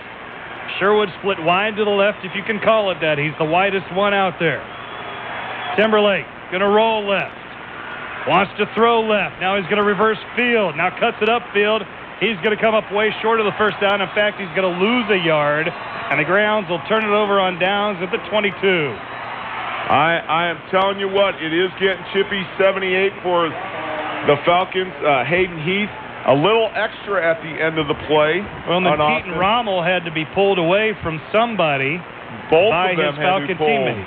I think Austin kind of responded a little bit. It looked like a little bit, maybe a little bit more than it should have been at the end of the play. I don't fault Austin for doing that, but this is where the officiating crew can't let it get too carried away and get stupid penalties. I remember the Clinton game 3 years ago where that's exactly what happened. 1st and 10 Falcons from the 23. Combs right up the gut, stood up and dropped by Tellis, etc., for a loss of a couple. That is Mason Hartman, Cameron Crabtree helping out Tellis, and I don't think he really needed help. I just think they wanted to get in a piece of the action. Loss of 2 back to the 21. 10:45 and counting, fourth quarter of a 14-14 game. Coming into that double tight pistol look. Trying to get ISO, get .coms going. Watson split to the right side. Wide receiver split to the left as well. Millen back to pass. Has Watson at the 26. Hit immediately and driven down by Drake Hohensteiner. Short of the first down by about 6 yards. Great hit. Watch out how you're getting up, Drake. Don't look at that guy too long. You never know when the official's going to have enough of the action going on. Great tackle. Last thing you want is a 15-yard penalty for unsportsmanlike when you've got a chance to stop somebody. 3rd and 6 from the 27. Millen back to pass. Swing pass out to Combs. Combs cannot elude a couple of Greyhounds. Guess who? More work on the play, helped out by Malik McClellan. Great job. Great pursuit by Malik. Makes it 4th and 5 for the Falcons. You've got to kick it away. It's too deep in your own territory. You've got to give it a chance. Now, again, here's where Spencer Sherwood becomes so valuable for the Greyhounds. He's not afraid to go in traffic and make that fair catch. Xavier Calvin with the heels of his feet on the 16-yard line. Sherwood back at his own 42. Hasn't been able to return one yet tonight. Good kick. Booming kick. Going to go over Sherwood's head. Hits at the 26. Takes a Falcon roll inside the 20. Down near the 15. Inside the 15. And comes to a stop at the 14. So the field has been flipped as Davenport West kicked it away from their own 24. Now the Greyhounds take over from their own 14. Call it a kick of, help me out here, 26. That's a 62-yard kick. Yeah, there's the jinx you were looking for all night, Scott. Talked about how well Spencer's catching all those kicks, and here he comes and gets that ball out 65 yards. We got the ball, we've got the clock, we've got the opportunity to win. 14-14. Greyhounds take over with 9:10 remaining. Fourth quarter from their own 13-yard line. Timberlake spins around, gives it to Messina on a counter, coming near side. Short side of the field was the left side. He got 2 to the 15. Hey, guess who made the tackle? Tyler Pogenpaul. He is a man possessed out there tonight. Counter's working well. Scott, how memorable would it be to have an overtime game on the christening of Bracewell Stadium? No, don't want it. Just want to go ahead and win it outright. Don't want it. Remember, you said you're not about the drama. We don't want drama tonight. We just I'm want not, to win. but it would be exciting. Yeah, it'd be exciting if you can guarantee victory. Just win it in regulation. Empty backfield, now coming in motion, Crabtree. They fake it to him as he motioned left. And Timberlake kept it on the keeper. No gain. Dropped to the 15. It'll be 3rd and 9. Taylor Karstens and John Kanakaris on the tackle for the Falcons. Brings up a healthy 3rd and long for the Greyhounds. Not quite sure what you would call here. We haven't seen a screen or a quarterback draw. Again, it might be one of those things where you just play it safe, run your power off tackle, get yourself in position to punt. 3rd down, 9 yards to go from the 15-yard line. Timberlake rolls left. Going to be stacked inside the 10. He knows it too. He saw Spencer trying to get around that corner to get him. Just not enough time to get the ball off. Guess who had the sack? I guess, could it be Tyler Pogenpaul? Pogenpaul with the sack back at the 9. So the Greyhounds will have to kick it away from their own end zone. Crucial now. Only rushing 9. Must be setting up for a return if they're only going to rush 9. Spencer gets the high snap, kicks it away, knuckleball. Knuckle, get out, get some distance. Bounce 31, back. Takes a Falcon roll. Picks it up and he touched the football. It's on the ground. Who's got it? I didn't see who touched it, but somebody for West touched it as it took a West roll back toward the goal line. The guy who picked it up, Robert Bledel, thought he was going to be sneaky and try to pick that ball up on the backwards bounce. Lost it, came right back up to him, Scott. This is a crucial set of defensive downs for the Greyhounds. So the Falcons get it 1st down and 10. Now at the Greyhound 24. The field completely flipped from about 2 minutes ago. 7:06 left in the game. 14-14 your score. Millam from the shotgun throws left, has a man on a slant, knee down at the 20. Thank you. Made the catch. Bryce Briggs, a gain of 5 to the 19-yard line. Josh Vore kind of slowed up a little bit because he saw him get on his knee. All of a sudden, you're not quite sure after that. Whistle was a little late. So 2nd down and 5 for Davenport West from the Greyhound 19. Dot Combs off the right side, evades 1 tackler, evades 2, a 3rd, a 4th. He's going to waltz into the end zone as somehow he navigated through a bunch of purple arms for a touchdown. Scott, this is exactly what we didn't want to see. Now we've got to be able to gather ourselves. There's still plenty of time. You've played well. You've blocked this kick before. Get a block, get a good return, get the touchdown, pull yourself out a win. 20-14, 6:33 remaining, fourth quarter, and to try the extra point is Adam Gibson. Snap good, spot good, kick good. 6.5 minutes remaining, fourth quarter. West now on top, 21-14 on KBR and KBR.com. We got it. To coin an old phrase, we've come a long way, baby. This is Jerry Sherwood. 50 years ago, we started the Sherwood Company with 2 master sewers. Our main focus was utilitarian awnings to protect goods displayed in business storefronts from sun damage. As we moved into the 70s, we saw those awnings begin to shout inviting messages to potential passing customers. That is when the Sherwood Company's niche was born. Unique designs on a canvas background with first impressions that last. We still do canvas, in its modern versions, backlit and architecturally integrated. But today, the Sherwood Company's design team can also incorporate programmable, changeable video and LED signage into any business signscape, inviting customers with come do business here messages. It's been quite a 50-year journey from the days of canvas to the cutting-edge technology of Bracewell Stadium's virtual scoreboard.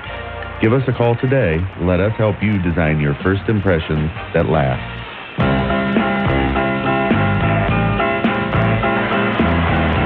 I can handle Billy Joel coming out of a break. That's okay. Just leave the fever in your back pocket.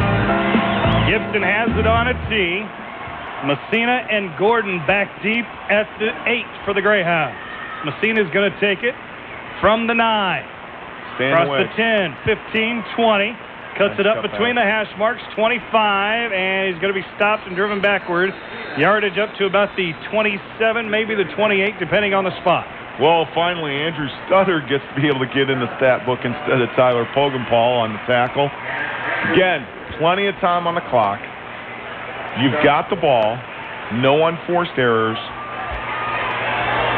Play the football that you've been playing that's been successful. No need to panic. The Greyhounds have been outscored 15-0 here in the second half. Now trail 21-14. They take over from their own 28. Timberlake from the pistol. Crabtree. Counter to Messina off the left side. And Tyler Messina across the 30 to the 32. Brought down after a gain of 4. Got to tell you, that's a good start. Trevor Burkhardt on the tackle. Good 5-yard gain. You just got to continue to do things like that. Make safe, strong plays, move the ball, give yourself chances to get down and score. Second down and 6 from the 32. Snap to Crabtree, trying to find a hole. Finally does, gets the edge across the 35. Look at that. Nice run. Took it off the left side near another first down. I think he's going to be about a half yard short. I'm telling you, this is, Scott, I'm not sure if you're seeing this, but this is where the officiating crew's got to be extra alert and make sure they have control of the game. Xavier Calvin and Trevor Burkhardt at the end of the play giving a little extra push, getting off of Crabtree. Those are the things that will get people a little bit excited, and the second guy in is always going to get tagged. We got to be smart ourselves, but the officials have got to be alert to that. Third down and a half yard. All you need is a yard to move the chains. Timberlake, spin move, takes it off the right side. He's got the yard across the 40, near the 42 as he lunges forward. It's going to be a first down for the Greyhounds. Made a nice move to elude Tyler Carson before he finally falls at his feet to try to get him down. Moving the chains. This is, Scott, this is where you talk about. Now, you know, this is where you want to kind of have your intensity, and you need to have that built in all the time. That's where you're trusting the program. Sorry. Spot at the 41. Greyhounds 41. First down and 10. 4:50 and counting remaining here in the ballgame. Here's the check now. Taking a look. West 21, Burlington 14. Timberlake barking out the signals. Snap to Crabtree. Coming outside, nice block. Block, pops it outside, up near the 45 before he's brought down on the play by Xavier Calvin. And they're going to say Crabtree got out of bounds to stop the clock with 4:32. Yep. Just good play by Cameron. Any chance you can stop the clock on your own without having to use timeouts is good for the Greyhounds. Wouldn't be a bad idea if we could see some sort of flat pattern again. That wasn't Billy Joel. It was Bruce Springsteen, Hungry Heart. I thought you don't make mistakes. I make one a night. There it was. Second and 7 from the 44. Crabtree once again going to sweep it left side again, following Timberlake around the corner across the 45 to the 47 before he's driven out of bounds. That time, I believe, by DJ Mosley. Now, I know you're watching the ball, but I'm telling you, I've been impressed through the last two plays with Austin Timberlake. He's been leading the play, and he has been putting some people on the ground. That time he put Calvin on his backside and said, I got my boy Crabtree's back. Give him the 48 on the carry. 3rd down and 3 from the Greyhound 48. Just under 4.5 remaining in the ball game. Greyhounds trail by 7. Crabtree this time going right to the wide side. He's got the corner, midfield, and not much more. I thought he was going to get a lot more than that. That's okay. But Trevor Burkhart cut off the corner and didn't let Crabtree get around him. Short of the first down, I'm guessing, by about the length of a football. This is the one where you're at home. You should get the measurement. Should ask for the measurement. Nice dip by Crabtree. Kind of came up like he was cramping again. Nice play on both sides of the ball. Burkhart on a nice pursuit. I would measure, too. That's not... You're maybe 3 inches short. That's close enough to measure. That's a hand placement. 4th and less than 1. Crabtree right up the gut, left side. First down to the Falcon 46. That's exactly what the Greyhounds needed. Great run by Crabtree, stopped by David Ouse, but I'm telling you what, you're starting to see the fatigue on the Falcons, the same kind of things we were talking about our Greyhounds. The only problem is Crabtree coming up needing to get it helped off a little bit by Spencer Sherwood. Now goes down to the ground just outside the numbers. And I can't tell if that's a cramp or something more substantial. So let's step away while Cameron Crabtree is attended to. 3:39 remaining in the ballgame. 21-14, West on top. Back in 30 seconds on KBUR and KBUR.com. Back to school is here again. Don't let the cost of supplies, new clothes, registration fees, and other miscellaneous items bring stress to this exciting time. This is Megan Fritz, Senior Loan Officer with Case Fine Community Credit Union. Case Fine has you covered for their short-term, low-rate back-to-school loans. Take the stress out of getting your loved ones ready for back to school and avoid the pitfalls of a payday loan. Call or stop in today and talk with one of our loan officers. Case Fine Community Credit Union. Discover the advantage of membership. It's where you belong. Case Fine Community Credit Union is federally insured through the NCUA.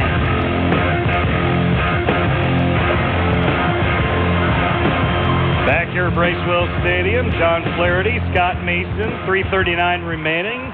We'll reset the game for you. The Greyhounds have their full allotment of 3 timeouts. West has 2 remaining. First down and 10 from the Falcon 46. You think it was a cramp for Cameron Crabtree? Well, now that I'm looking at it, he's just kind of walking around, and it might have just been a twist. There it is, 1st and 5. Great timing for that flip call.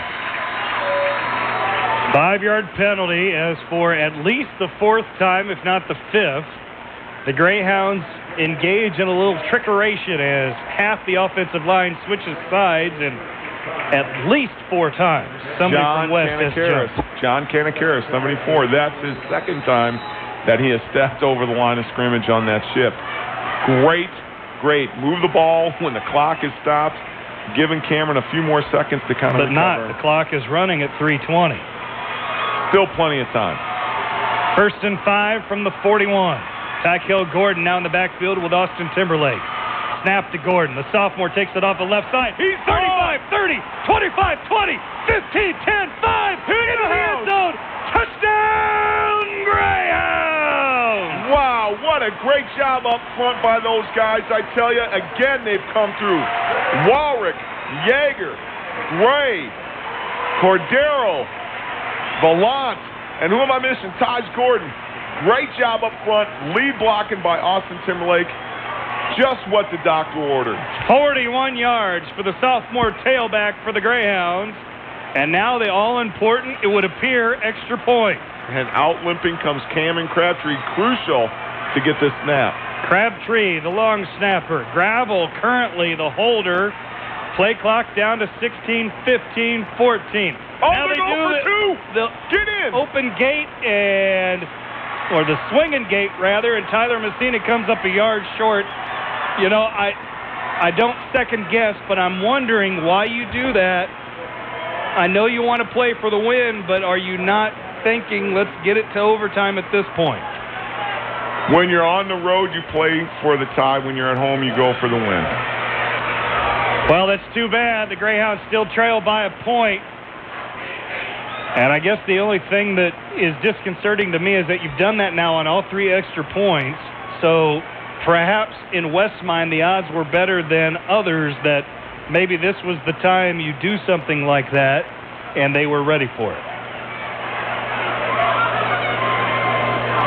Well, I'm just watching the sidelines and how we're reacting right now. Quick 3 and out gives you a chance to get on, get down the field, kick a field goal, take this thing home. Now, no commentary on Colin Mosier except for the fact that he's inexperienced. He's not the number 1 kicker. Do you do that perhaps because of the situation and you don't want to put it on his foot? I'm telling you, Scott, coaches call things for a lot of reasons. We're not at practice for, the entire week. I think that's an emotional, mental thing that says, hey, we can do this. It didn't go your way. You toughen up, you get to stop, you try to go it again. It's easy to second guess. Absolutely. It's easy to second guess. So, something to ask him regardless of what happens. Coach Shea in the postgame show. Now an onside kick up the middle, and it's going to be recovered by Kyle Clark, one of the up men for Davenport West. Jackson Gravel wants to convince us that the Greyhounds have it, but Clark got it on the second hop, got hit, held on, and it'll be Falcon football at the Greyhound 49. Well, here it is. If you can go 3 and out, stop the combination of Combs and Millen, give yourself a chance to win this ball game. And the way we run the ball, we don't necessarily need to get in field goal position. Oh, for a turnover. 3:04 remaining in the ball game. 21-20, Falcons on top. Here's Combs right up the middle.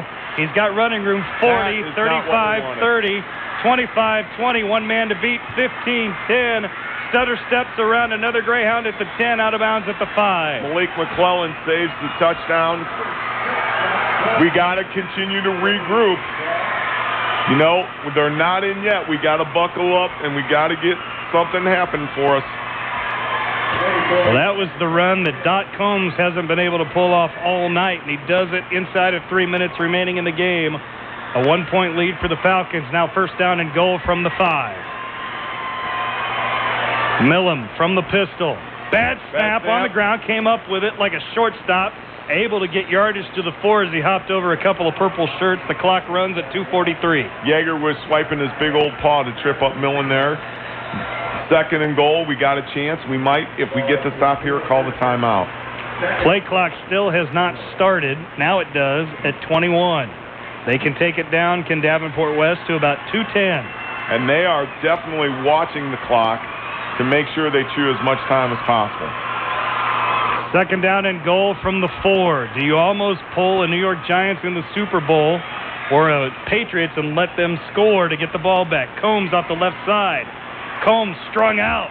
Able to get back to the line of scrimmage. Not much more, maybe a yard to the 3, but the clock continues to run at 2:02.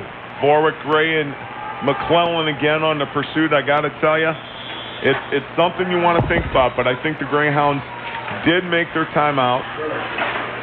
2 downs here. The thing is, for the Falcons, if you don't think you can get in, just drive the ball up the middle, let that clock run, and now you've got to go the 98 yards for the touchdown. Do you give any thought, as the Greyhounds, of letting them score the touchdown to get the ball back with an 8-point deficit? It's something you think about. I'm not sure that's something at the high school level you really want to put into a kid's head, but it certainly is a scheme, and if you can convince everybody that this is the best plan for us, it's something you can do. But we've talked about a young group of Greyhounds.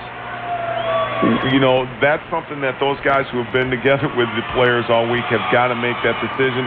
I'm not sure that's really the style of Zach Shea to say, go ahead, we're going to let you score. I think he's trying to say, hey, we're going to get in there, we're going to try to get a stop, create the turnover, and then take our chances offensively. But was it the style of Bill Belichick? I mean, he had to do that to give himself a chance to win a Super Bowl. Bill's a crafty guy, and those guys get a lot of zeros at the end of their paychecks to do those kind of things. Crafty. Is that your synonym for cheating? I don't know. Hey, I don't know what Blair's you're a talking about. Patriots fan. I'm a Cardinal fan. I've experienced some of that myself this year. Dynasties are dynasties, no matter how you look at them.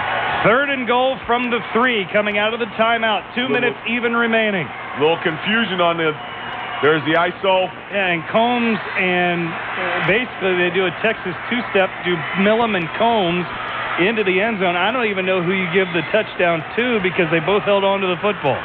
Now here's the question for the Falcons. Do you kick or do you yourself go for 2?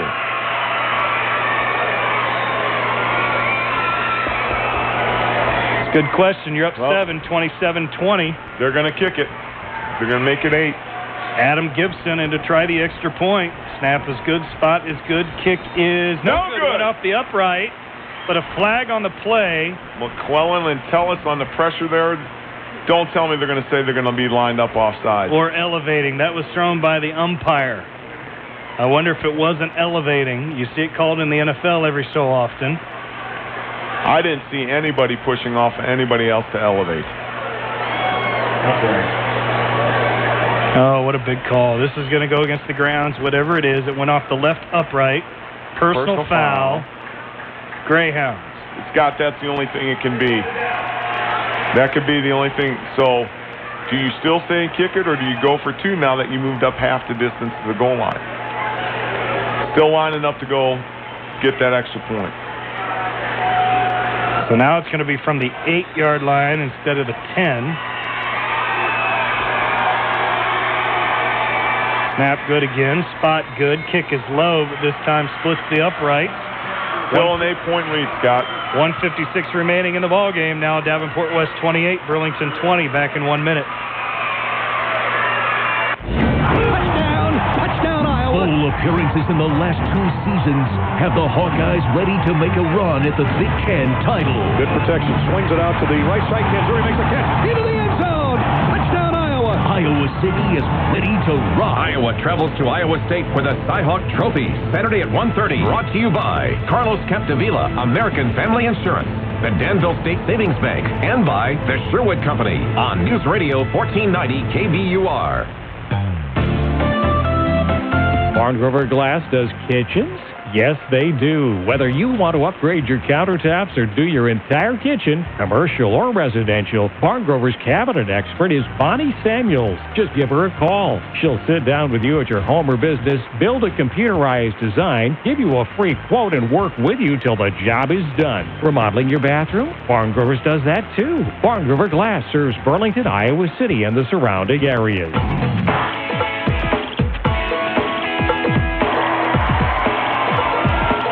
Back here in Burlington at Bracewell Stadium, John Flaherty, Scott Mason, 1:56 remaining here in the ballgame, 28-20. West on top of the Greyhounds. Squib kick going to be taken by Tellis at the 22, across the 25-30, 35-40. Still on his feet, up across the 45 to the 48. Man, that's the return we needed here with short clock. Got to tell you, Burkhardt on the tackle, but that's what we need. We get half the field to work with, giving us a chance to tie this thing up. 26-yard return by Tremail Tellis. So first down and 10 Greyhounds from the 48. Now we're probably going to see at some point the type of quarterback Austin Timberlake is throwing the football. You got to get the ball down. You do have 2 timeouts remaining. 28-20. It's an 8-point deficit for the Greyhounds. Timberlake gets the snap, rolls right, wants to throw, going to be sacked back at the 40. You got to protect. We got to get back on the ball. We can't feel bad about the play. We got to get on the ball. Loss of 7 back to the 41. Karstens and Pogenpole. They know that we're going to roll out. We've got to get some space in the pocket. Got some young guys blocking to the outside. We got to learn how to log, keep everybody to the inside so Austin can get out on the edge and either have a choice to run or throw. 120 and counting. Spencer Sherwood with single coverage to the near side. Timberlake wanted Sherwood on a slant, picked off after it was tipped at the line of scrimmage, picked off, and that'll pretty well do it as Robert Bladell was there to pick off the ball that was tipped at the line of scrimmage. Tell you what, again, our kids played extremely hard. You never know what can happen. My guess is West is going to take a knee, kind of put this thing, but our kids played hard, both sides of the ball. Got to continue to work on the unforced errors. And Davenport West will take a timeout with 1:08 remaining. They'll take their second of the half, leading 28-20. Greyhounds have 2 timeouts, which means you conceivably, if you just take a couple of knees if you're West, or you just run it into the center of the line, the Greyhounds could get the ball back with, say, 20 seconds left. And well, this is a situation where, as coaches, we want to try to run side to side so the clock goes even longer. And then you've got to reset the ball on the hash or in the middle of the field, take your time in the huddle or take your time on the line, force the defense to call their timeout so there are none left. So, Scott, I think this is a situation where you got to try to get the ball stopped quickly, get off the pile quickly, get your timeout, maybe second and third down, but not first down. So first down and 10 for the Falcons from the Greyhound 43-yard line. Greyhounds still in search of win number 1. It would take some sort of unexpected play to get it done now. It would appear anyway. Looking for the Joe Pisarcik play for the New York Giants, Herm Edwards.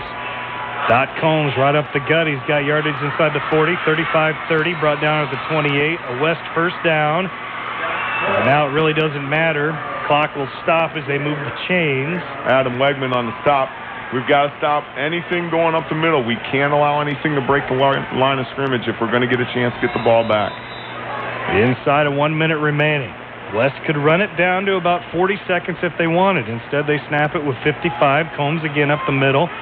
Combs is going to end up with quite a few yards, but most came here in the latter stages of the fourth quarter. That's a 10-yard pickup down to the 18. 90% the second half. So we've got to get up. Crabtree limping around a little bit, holding his lower back. Timeout, Greyhounds. Well, it's one of those situations where you just, and I don't know how you get over that hump, but you have it right there sitting in the palm of your hands.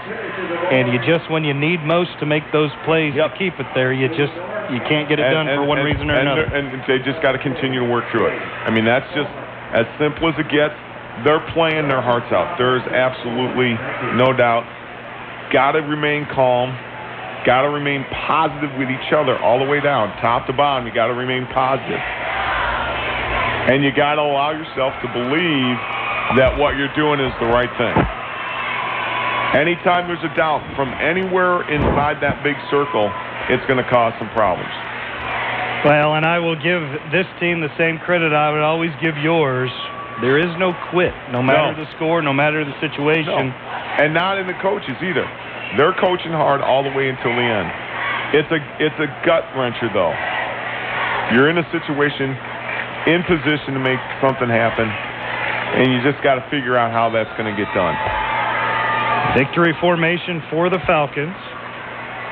Interestingly enough, they still use the pistol formation, so it'll be about a 7-yard loss. Make it 5 back to the 23. You don't want to do anything, and the reason why you don't want to do anything that you're not naturally doing. So they've been in the pistol all night. If you know you're going to take a knee and you know you're going to try to run out the clock, that's the way you do it. The other thing is it's a secure snap. It's a safe snap. You don't have to get jammed up in the middle on the center. 44 seconds remaining as the Greyhounds take their final timeout. It'll take 2 more snaps for this one to go in the books in favor of West. It would appear the Greyhounds will drop to 0-3 as they head into homecoming week and prepare for Davenport North 1 week from tonight. And that's not really where you want to be as you're heading into homecoming with all the major distractions. A lot of our guys have made the homecoming court. That's wonderful. Got a lot of respect, a lot of popularity from the rest of the student body. Lots of things going on. You've got Powder Puff. You've got Rough and Tough. You've got carnivals. You know, but the reason why we have homecoming, for me, is for a football game. They don't come back for a carnival. You're absolutely right. Another 5-yard loss back to the 28, but the clock will continue to run despite it being 3rd down and 20. We're at 36 seconds, and the student body who made the trip from West, plus probably the sophomore football team starting to make their way down to the north end zone to greet their conquering heroes who have come on the road and evidently improved to 3-0 on the young season, now at the 1/3 mark. Yep, and I'm going to tell you, Scott, huge improvements this week by the Greyhounds. You can take that and build off of that. You've got to find a way. Final snap. Sorry to cut you off, but we're at 5 seconds, and that'll do it. The Davenport West Falcons trailed 14-6 at halftime. They outscore the Greyhounds in the second half 22-6, and they will leave Bracewell Stadium on the grand reopening of this 95-year-old palace 28-20 victors. The Greyhounds dropped to 0-3, but as John said, vast improvement from last week to this. Hopefully that means bigger and better things as we go in to the rest of the campaign. And as always, Coach Shea, thanks for coming up as you figure out how to finagle those headphones. Thanks, Scott. Thanks I appreciate you having me. Well, I'll ask the question from the get-go that I think a lot of people are going to wonder about. Going for 2, down 21-20, and I guess my question is not so much why did you do it, except from the perspective, did you do it as a way to play to win, or did you maybe not want to put your backup kicker in a position where with 3:04 left he has to make a kick with that much pressure? Well, it's about, 6 minutes before we scored that touchdown. As a head coach, you got to ask yourself those questions. What if we score here? Are you going to kick it or are you going to go for 2? And they didn't line up to our muddle huddle properly the last time, so I said we're going to line up in the muddle huddle and go for 2 and go for the win. That was my thinking right there, because it was about 3-minute mark, I think, and we were 6 inches from the goal line. Hindsight 20/20, I still go for 2, but maybe run an offensive play. But like I said, they didn't line up properly last time, and it kind of took them a lot. The refs gave them more time than I would have liked to kind of get adjusted to our muddle huddle, and again, we were 6 inches short, and I'd take full blame for that. Obviously, I mean that's my call. Well, and like you say, hindsight's 20/20, and I'm not about to second guess you. It's a team that is absolutely looking for a way to come out victorious, and that certainly would be a way to send a message that we're going to win this game, and I fully understand that. Let's talk about the first half. A first half very similar to 2 weeks ago against Davenport Central, where you guys came out, were able to impose your will on Davenport West. You go in at halftime up 14-6, and I walk away very impressed with the effort of Cameron Crabtree tonight. Unofficially, we have him for 21 carries, 108 yards, those 2 touchdowns. Just a workhorse tonight. Well, we obviously probably should have got him involved more offensively in the first 2 games, but he's going both ways. We got, just quite a few guys going both ways, so we were trying to keep him on defense, but he runs so hard. He's like crazy legs out there. His legs are going all over the place. He's a high knee driver, and he did awesome tonight for us. And then on the other side of the football, for the 3rd week in a row, Tremail Tellis gave you an outstanding effort, and then you find out late in the game that he can return kicks as well as also run the football a little bit. Well, he's a basketball player, and those basketball players are pretty athletic, and he does a great job. I mean, you watch him at practice, he's just getting better and better at defensive end, and obviously he's athletic, and I thought he might have took that one to the house. I was hoping he was going to save my butt, from that 2-point conversion call. Well, you look at this team, and they have gotten so much better, especially from week 2 to week 3, but from week 1 to week 3. And I think outside of the final score, we talked about it yesterday, the energy, the emotion, the excitement, the 3 E's, if you will, of tonight. I can't imagine you walk away thinking anything but you got everything you wanted to get out of this team. Our kids played good enough to win. It's on the head coach and making decisions, and I'd take the loss. If we punched that thing in, we might be sitting here, talking about a W. We didn't get in, but our kids played well enough to win tonight, and they've been taking the coaching. It was a hard week last week. We do a lot of things different, some unconventional things. Our offense is unconventional. We run an unconventional defense. Right now I think we got to be a little bit different to be competitive. And, it doesn't matter whether you're playing Davenport Central, Fort Madison, or Davenport West. All 3 games, midway through the 4th quarter, the Greyhounds had a chance to win in all 3 of those games. And, you know, it's my charge to find a way to win those games. Yeah, I'll ask you a question from coach to coach, not from announcer to coach, but from coach to coach. And this has been something that is new to you, but has plagued this program probably for the better part of 3 or 4 years, where in a lot of situations, the Greyhounds have not been that far away. They have been in leads or tied or within a 1-score game late in games, 3rd quarter, 4th quarter, but just haven't gotten it done for one reason or another. Haven't been able to get over that hump. As a coach, how do you instill that? How do you get over that hump and convince your players that they can? You know, that's the question that we're all trying to figure out right now. And, you know, the way our offense is designed and the way our defense is designed, I mean, we're playing good defense. We ball control, which helps our defense. You know, it keeps us in games, and it gets us to the 4th quarter, and our guys just got to believe that. You know, I told him, I said, this game's going to come down to the 4th quarter. I mean, it was 14-6 at halftime. You had to believe that, you know, it felt like we were up more than that, but we're up 1 score. You know, so our kids, we just got to ingrain and instill that it's coming down to 12 minutes of football, because we're going to get it in the 4th quarter and have that chance. And then you got to see yourself. You know, Coach Fry was an old psychologist, and it goes back to visualizing yourself in the 4th quarter making a play to win the football game. Now you have what many high school coaches will tell you is the most challenging week. In addition to being 0-3, still trying to find a way to get that first win, now you've got homecoming week and all of its associated distractions. I can't imagine it's going to be too much different than probably the week you just went through with the lead up to tonight. Without question. I mean, it's you know, we obviously this week we had a lot going on. Our kids got a lot going on. You know, I don't care what's going on. When you come down to this stadium, you're energized and you're playing with a great deal of pride. And I don't expect anything less next week. We're gonna you know, make some corrections late in the game. We were giving up, you know, the cutback running game. And against that, you know, our defense with that, we protect our Mike linebacker. He plays at 7 yards. And, you know, we got to find ways to stop cutback running lanes, because that's what hurt us late in the game against Central, and it hurt us again tonight. Because, I mean, you can see, you know, early in the game, we're playing solid defense. So to get back to the distractions, you know, everybody goes through it. Everybody in America has to do it. So, you know, I don't want to use it as an excuse, but again, we're playing at home. Obviously, that energized our guys, and we'll come here, and it'll be a great crowd again, and we'll be energized and ready to compete.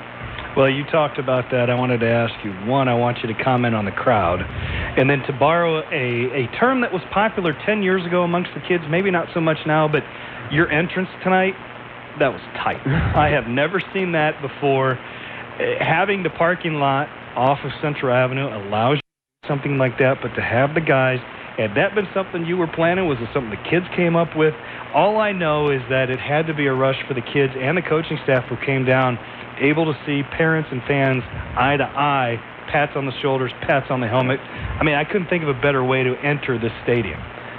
Well, we did that when I was at Central Michigan. We went through the stands like that, and so, you know, I had that kind of planned, and then I asked the guys what kind of music they wanted to come out to, and, you know, they wanted to come out to AC/DC, Hell's Bells, and, you know, it was pretty awesome. I was kind of taken back, you know, to go down and through your friends and family and get high fives and, you know, get your motor running before game time. You know, this crowd was electric. I mean, it's like a small college football game out there. It certainly doesn't seem like a high school football game tonight. Our crowd did everything known to man to help us try and push us to a victory. And, you know, again, we fell about 6 inches short. Well, no one will ever question the effort. I said it for years with Coach Flaherty, and I reiterated it tonight. The hallmark of a Burlington team is win, lose, draw, behind, ahead, whatever it is. Low in numbers, high in numbers, whatever the situation may be, the Burlington Greyhounds always play hard, and that will pay off in the end. It's just at some point in time you got to find a way to get over that hump, and those kids and the coaching staff too will get that confidence and move forward from there. But tonight's effort was incredible. Well, I appreciate it. And again, my hat's off to our players. It comes down to the head coach making a decision, and it just didn't go our way tonight, but we're going to get back to work. We're going to lift weights on Saturday, and then we're back to work Monday, and we'll be ready to compete and get that first victory against Davenport North. You bet you will. Good luck next week as you prepare for Davenport North. Sorry you didn't get the 8 points more tonight, but great effort. And thanks for coming up as always. Thanks, Scott. Appreciate it. Head coach Zach Shea of the Burlington Greyhounds. Class act, win or lose. Well, 28-20 your final score. The Davenport West Falcons, 3-0. Burlington still looking for that first victory. They fall by 8 points at the opening, the grand reopening of the 95-year-old, I should say, Bracewell Stadium. It's a beautiful facility. Gotta check it out. AKA the Wrigley Field of high school football. And the best darn stadium anywhere in America. For everybody I just said thank you to, one more thank you. And until we're right back here next week for homecoming against Davenport North, we bid you adieu and say so long for just a while.